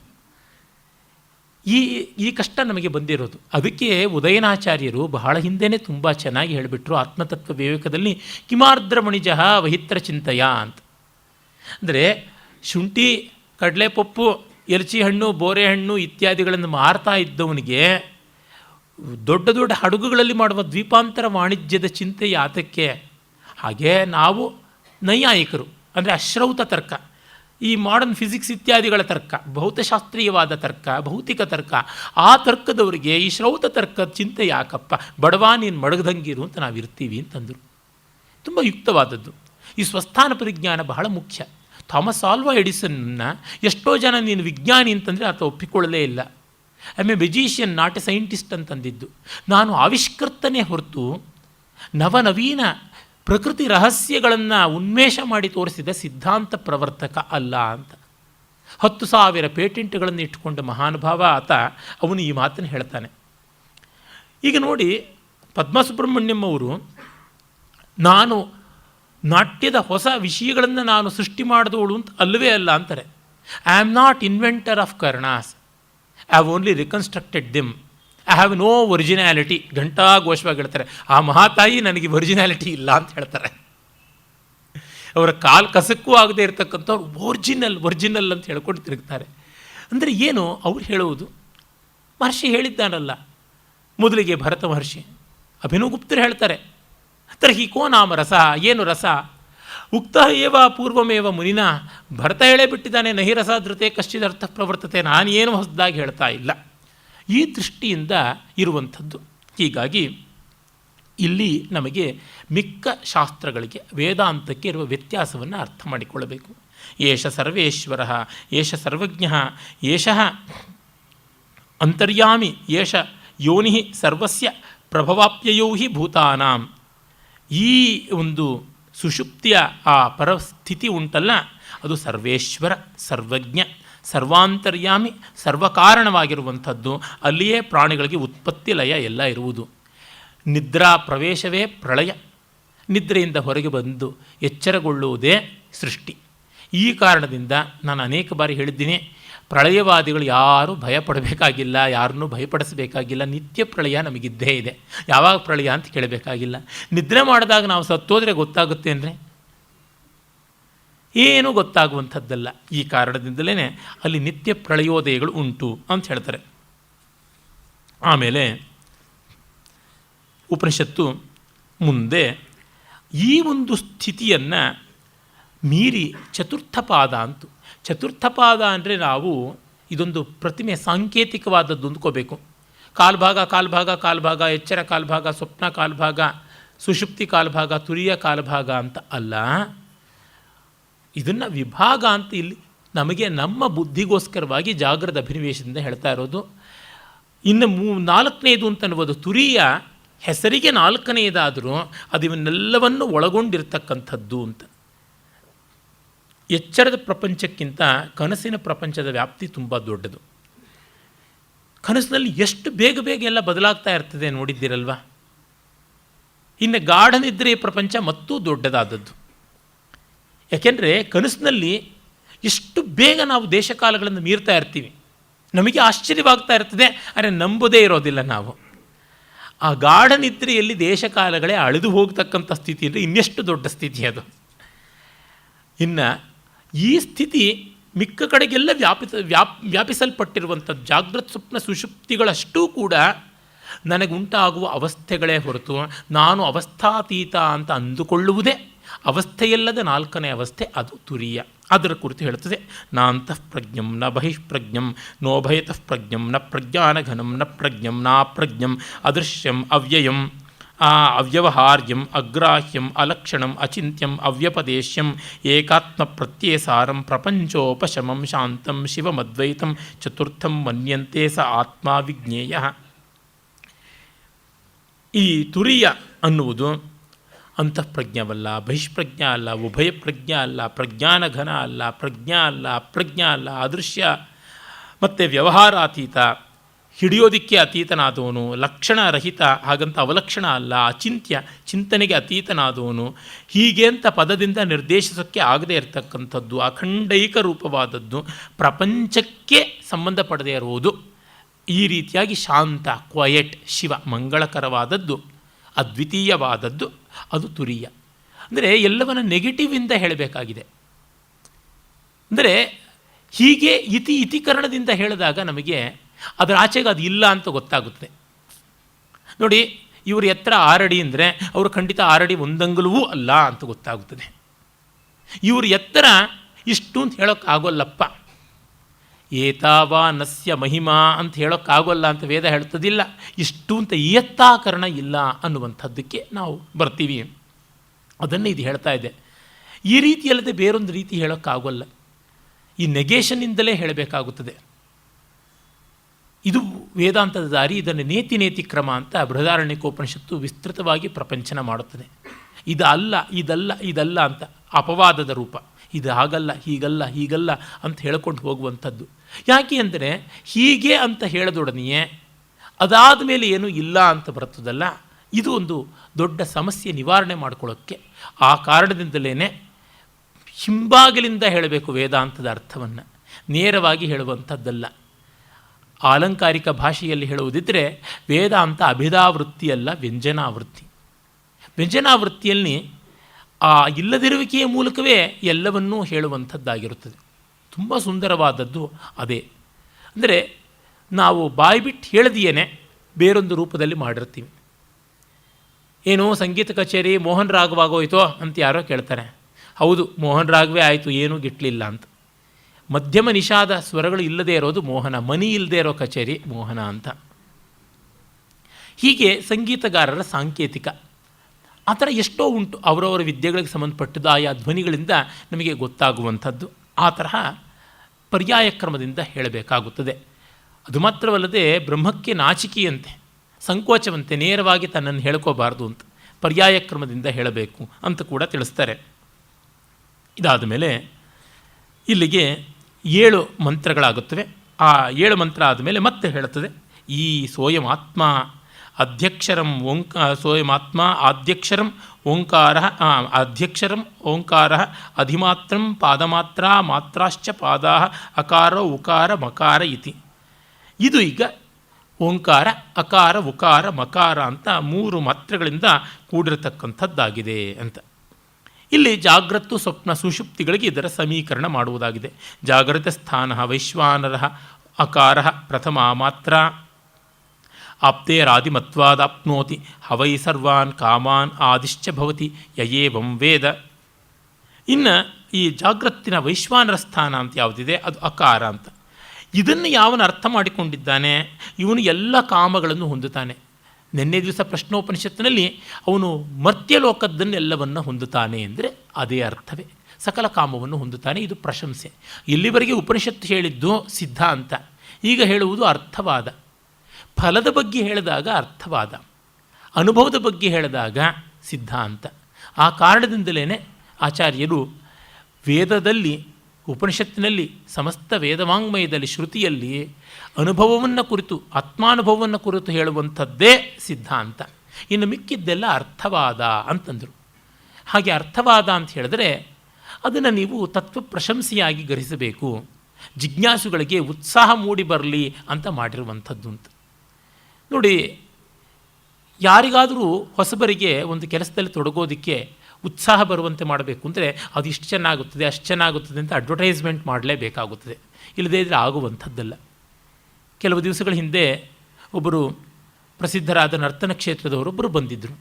ಅವ್ರು ಹೇಳಿದ್ರು, ನೋಡಿ ನಮ್ಮ ಕಾರ್ಪೊರೇಟ್ ವಲಯದವರು ಸ್ಟ್ರೆಸ್ಸು ಮತ್ತೊಂದು ಅದಕ್ಕೆ ಆರೋಗ್ಯ ಸುಧಾರಣೆ ಈ ಥರದ್ದು ಎಷ್ಟೆಷ್ಟೋ ಹೇಳಿಕೊಂಡು ಒದ್ದಾಡ್ತಾರೆ.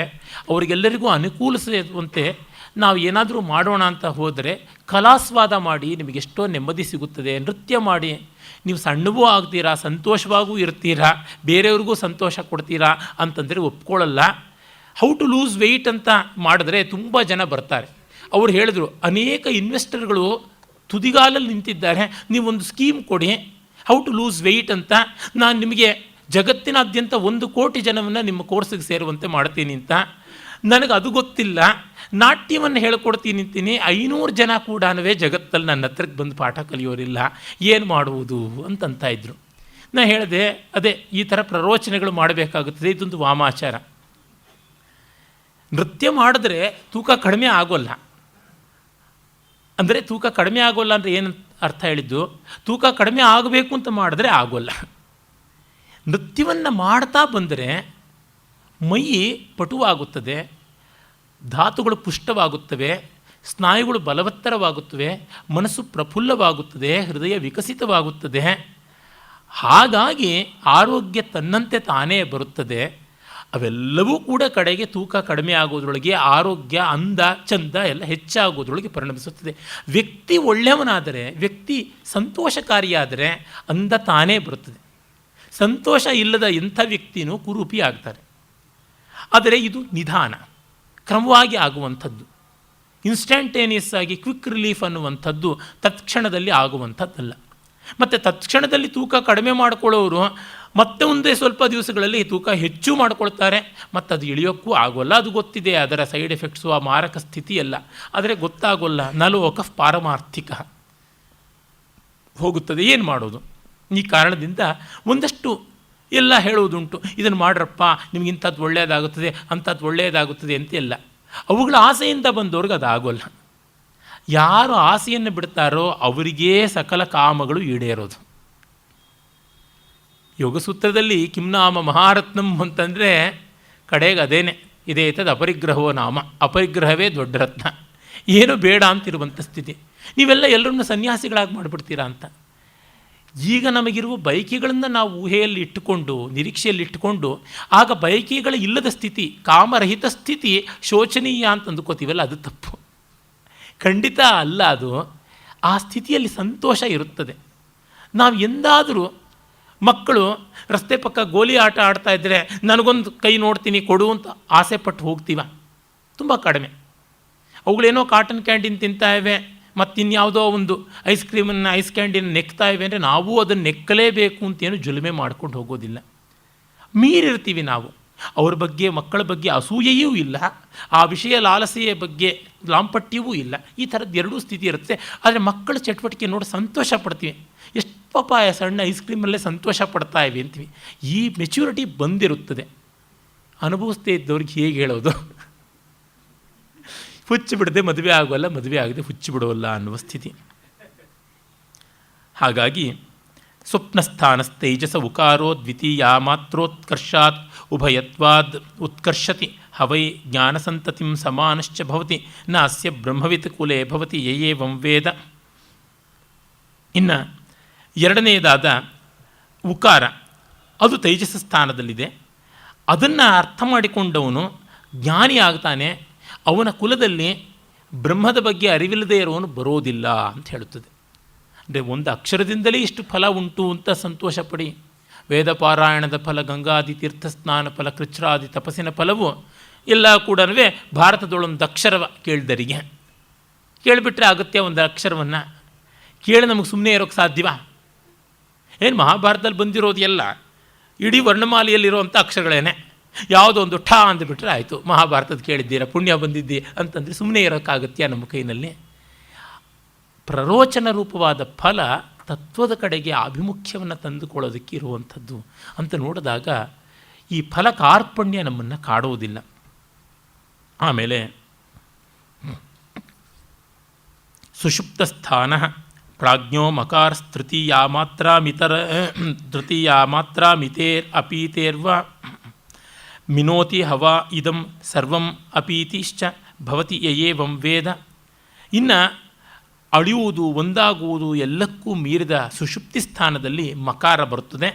ಅದನ್ನು ಯಾವನು ತಿಳ್ಕೊಂಡಿರ್ತಾನೋ ಅವನು ಮಿಮೀತೆ, ಎಲ್ಲವನ್ನ ಅಳೀತಾನೆ.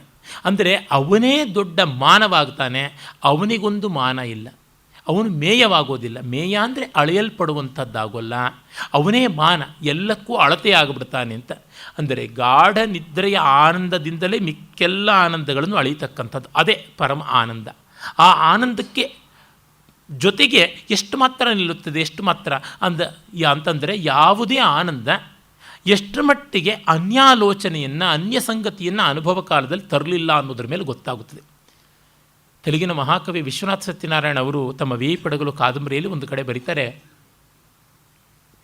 ಒಂದು ಕಲಾಕೃತಿಯನ್ನು, ಒಂದು ಕಾದಂಬರಿಯನ್ನು, ಒಂದು ಕಾವ್ಯವನ್ನು ಓದಿದ ಮೇಲೆ ನಾವು ಊಹೆ ಮಾಡಿಕೊಂಡು, ಆಲೋಚನೆ ಮಾಡಿಕೊಂಡು ಅದರ ಸ್ವಾರಸ್ಯವನ್ನು ನಿರ್ಧಾರ ಮಾಡೋದಲ್ಲ, ಓದುವ ಕಾಲದಲ್ಲಿ ನಮಗೆ ಎಷ್ಟು ಆನಂದ ಆಗಿತ್ತು ಅನ್ನೋದನ್ನು ಹಿಡದೇ ಮಾಡಬೇಕು ಅಂತ.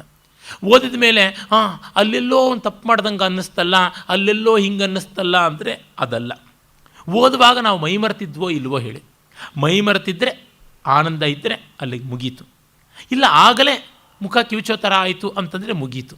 ಹೀಗಾಗಿ ಆ ಅನುಭವ ಕಾಲದ್ದು ಏನು ಅನ್ನೋದನ್ನೇ ಪ್ರಮಾಣವಾಗಿಟ್ಟುಕೊಳ್ಬೇಕು. ಅಂಥ ಪರಮಾನುಭವ ಸುಷುಪ್ತಿ ಅನುಭವ ಅಂತ ಅದನ್ನು ಇಟ್ಟುಕೊಂಡು ಸರ್ವಂ ಮಿಮೀತೆ, ಎಲ್ಲವನ್ನೂ ಅಳೆಯುತ್ತಾನೆ ಆ ವ್ಯಕ್ತಿ ಅಂತ ಹೇಳಿದ್ದಾರೆ.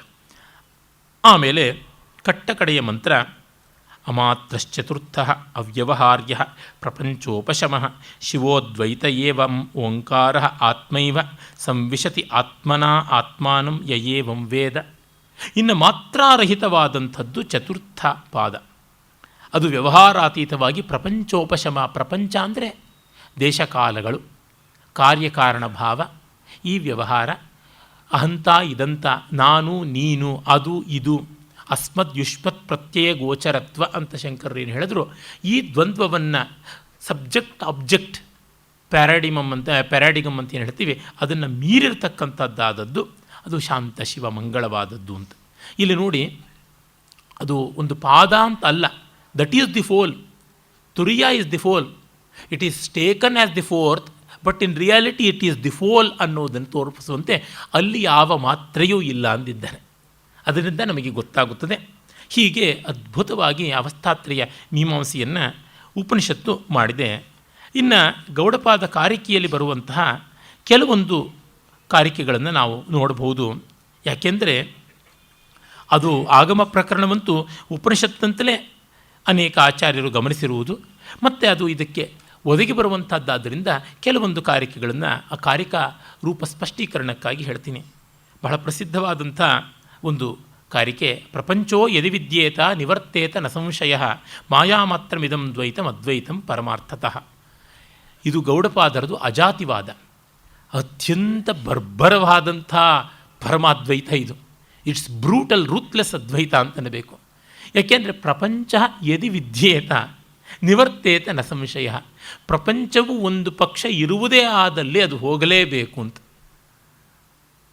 ಅಂದರೆ ಪ್ರಪಂಚದ ಅಸ್ತಿತ್ವದ ಬಗೆಗೆ ಎಷ್ಟು ದೊಡ್ಡ ಶಂಕೆಯನ್ನು ಎತ್ತಿದ್ದಾರೆ.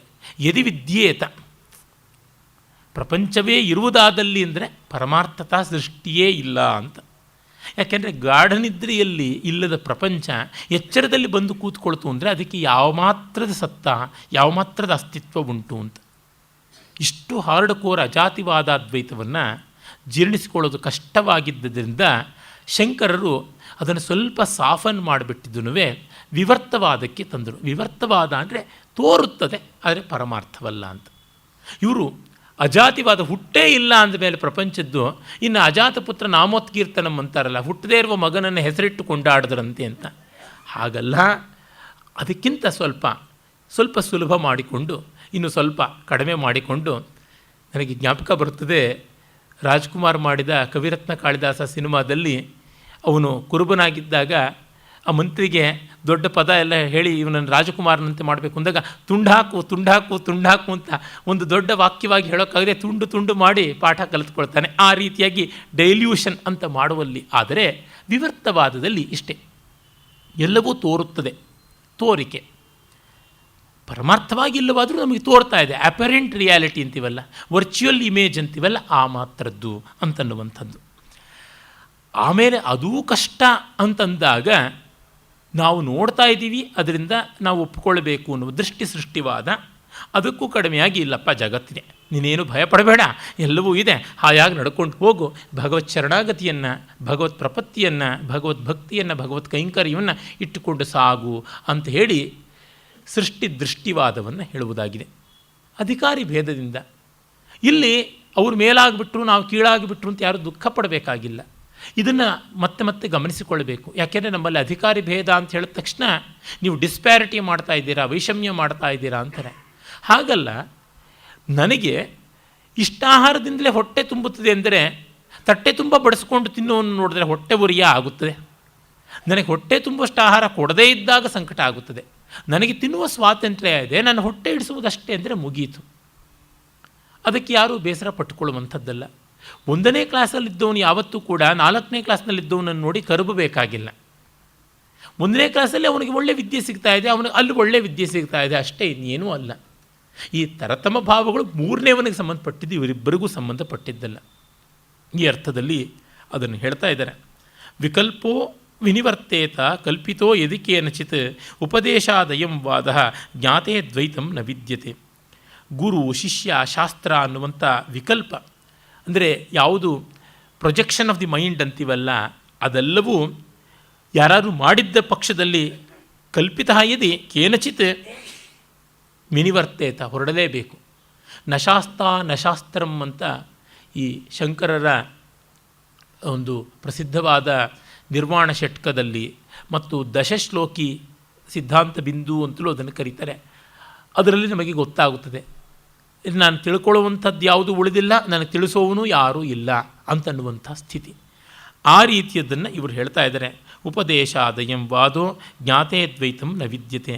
ತಿಳುವಳಿಕೆ ಬಂದ ತಕ್ಷಣ ಜಗತ್ತಿನ ದ್ವಂದ್ವಗಳು ಕರಗಿ ಹೋಗುತ್ತವೆ, ಇಲ್ಲವಾಗಿ ಹೋಗಿಬಿಡುತ್ತದೆ ಅಂತ ಹೇಳುವ ಮಾತನ್ನು ತುಂಬ ಚೆನ್ನಾಗಿ ಗೌಡಪಾದರು ಹೇಳ್ತಾರೆ. ಆಮೇಲೆ ಹೇಳ್ತಾರೆ, ಕಲ್ಪಯತ್ಯಾತ್ಮನಾತ್ಮಾನಂ ಆತ್ಮಾ ದೇವಸ್ವಮಾಯೆಯ ಸಯೇವ ಬುದ್ಧ್ಯತೆ ಭೇದಾನಿತಿ ವೇದಾಂತ ನಿಶ್ಚಯ. ಸ್ವಯಂ ಪ್ರಕಾಶವಾದ ಆತ್ಮತತ್ವವೇ ತನ್ನ ಲೀಲೆಯಿಂದ ಮಾಯೆಯನ್ನು ನಿರ್ಮಾಣ ಮಾಡಿಕೊಂಡು ಹೀಗೆ ಜ್ಞಾತೃ ಜ್ಞೇಯ ಮತ್ತು ಜ್ಞಾನ ಅನ್ನುವ ತ್ರಿಪುಟಿಯನ್ನು ಮಾಡಿಕೊಳ್ಳುತ್ತದೆ. ತನ್ನ ಆಟಕ್ಕಾಗಿ ತಾನು ಮಾಡಿಕೊಂಡದ್ದು ಪರಮಾರ್ಥತಃ ಅಲ್ಲ ಅಂತ. ಯಾಕೆಂದರೆ ಲೀಲೆ ಬ್ರಹ್ಮವಸ್ತುವಿಗೆ ಲೀಲೆ, ಅದು ಯಾಕೆ ಲೀಲೆ ಮಾಡಿಕೊಳ್ತೋ, ಅದಕ್ಕೆ ಬೇರೆ ಏನು ಕೆಲಸವಿಲ್ಲವಾ? ನಾವ್ಯಾರು ಕೇಳೋರು? ಮಗು ತೊಟ್ಟಲ್ಲಿ ಹಾಗೆ ಹುರುಳುತ್ತೆ, ಹೀಗೆ ಹುರುಳುತ್ತೆ, ಅಲ್ಲಿ ಕಣ್ಣು ತಿರುಗಿಸುತ್ತೆ, ಇಲ್ಲಿ ಬಾಯಲ್ಲಿ ಬೆರಳಿಟ್ಕೊಳ್ಳುತ್ತೆ, ಯಾಕೆ ಅಂದರೆ ಏನನ್ನೋಣ, ಅದಷ್ಟೇ ಅದರ ಚಟುವಟಿಕೆ. ಲೀಲೆಗೆ ಕಾರಣ ಇಲ್ಲ, ಕೆಲಸಕ್ಕೆ ಕಾರಣ ಇದೆ. ಕೆಲಸ ಅನ್ನೋದು ಕಾರ್ಯಕಾರಣ ಭಾವಕ್ಕೆ ಸಂಬಂಧಪಟ್ಟಿರುವಂಥದ್ದು. ಅರೆ ಲೀಲೆ ಅನ್ನುವುದು ಹಾಗಲ್ಲ ಅಂತ ಗೊತ್ತಾಗುತ್ತದೆ. ಅದನ್ನು ಹೇಳ್ತಾ ಇದ್ದಾರೆ. ಆಮೇಲೆ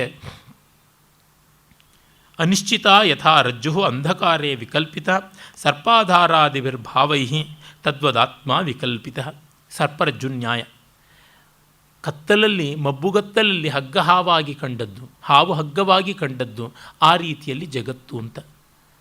ಹೀಗಂದಾಗ ಜಗತ್ತಿನ ತಿರಸ್ಕಾರವಲ್ಲ ಇರತಕ್ಕಂಥದ್ದು, ಜಗತ್ತಿನ ಅನಿರ್ವಚನೀಯತೆ ಇರುವುದು. ತುಂಬ ಜನ ವೇದಾಂತವನ್ನು, ಈ ವೇದಾಂತದಿಂದ ನಮಗೆ ಜಗತ್ತಿನ ಬಗೆಗೆ ಪ್ರೀತಿ ಹೋಯಿತು, ಗೌರವ ಹೋಯಿತು, ದುಡಿಮೆ ಹೋಯಿತು ಅಂತೆಲ್ಲ ಆಕ್ಷೇಪ ಮಾಡ್ತಾರೆ. ಖಂಡಿತ ಇಲ್ಲ. ಆ ಆಕ್ಷೇಪಕರ್ತರು ಒಂದೋ ವೇದಾಂತವನ್ನು ಅರ್ಥ ಮಾಡಿಕೊಂಡಿಲ್ಲ, ಇನ್ನೊಂದೋ ಅದರ ಮೇಲೆ ಗೂಬೆ ಕೂಡಿಸಬೇಕು ಅನ್ನೋ ದುರಾಗ್ರಹ ಅನ್ನಬೇಕು.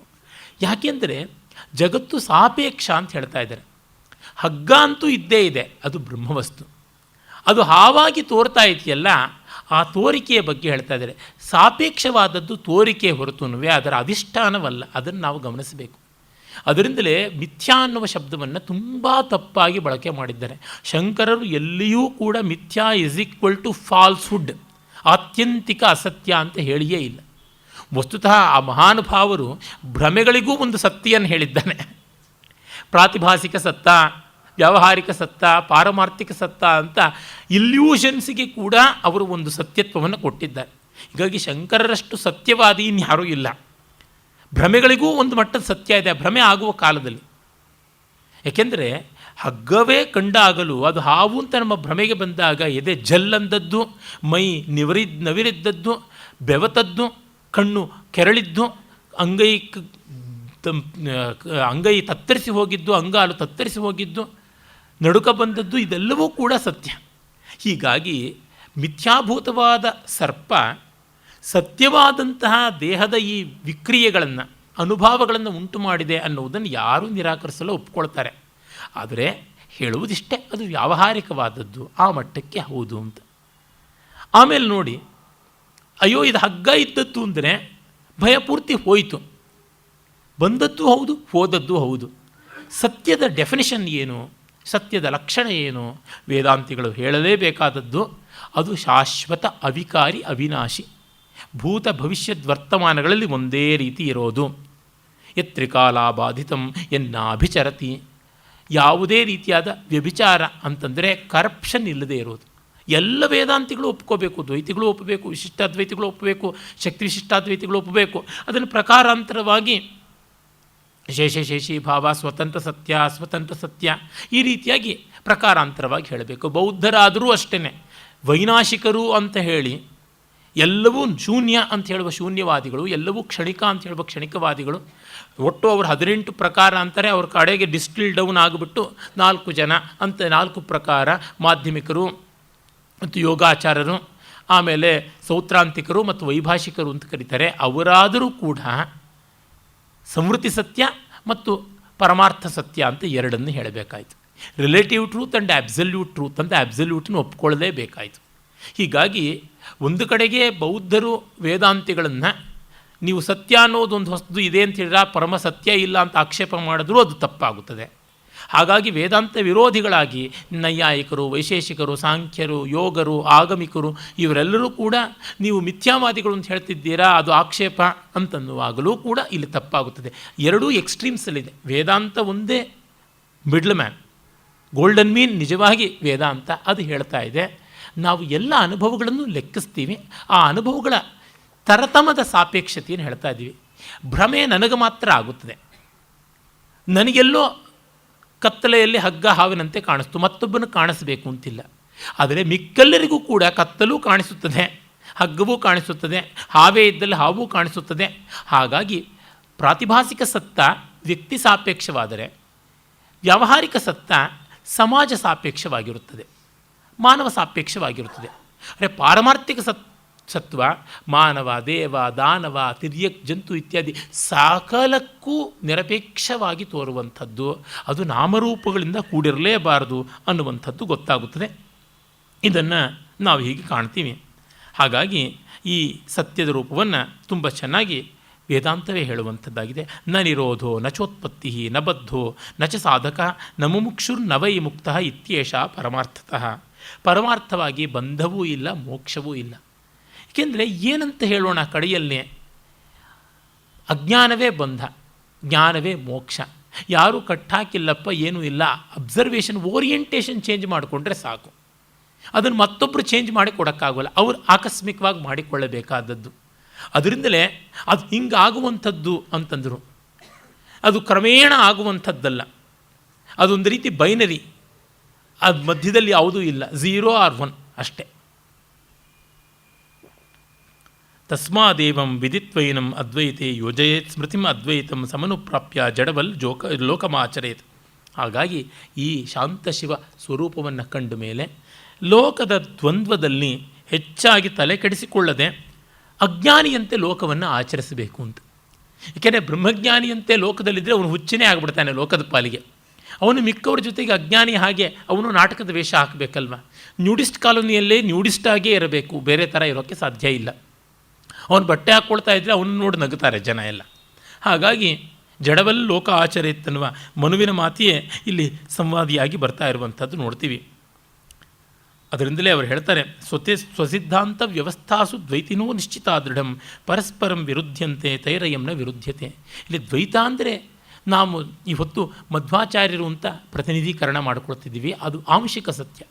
ಯಾವುದೆಲ್ಲ ವಿಜ್ಞಾನವೇ ಆಗಲಿ, ಚಾರ್ವಾಕವೇ ಆಗಲಿ, ನ್ಯಾಯ, ವೈಶೇಷಿಕ, ಜೈನ ಇತ್ಯಾದಿ ಎಲ್ಲವೂ ದ್ವೈತ ಅಂತ. ದ್ವೈತ ಅಂತಂದರೆ ಜಗತ್ತಿನ ನಾನಾತ್ವವೇ ಪರಮಾರ್ಥ ಅಂತ ಅಂದುಕೊಳ್ಳುವಂಥದ್ದು. ಅದು ಯಾವುದೇ ಸಿಸ್ಟಮಿನದಾಗಲಿ ಅದು ಹಾಗೇನೆ.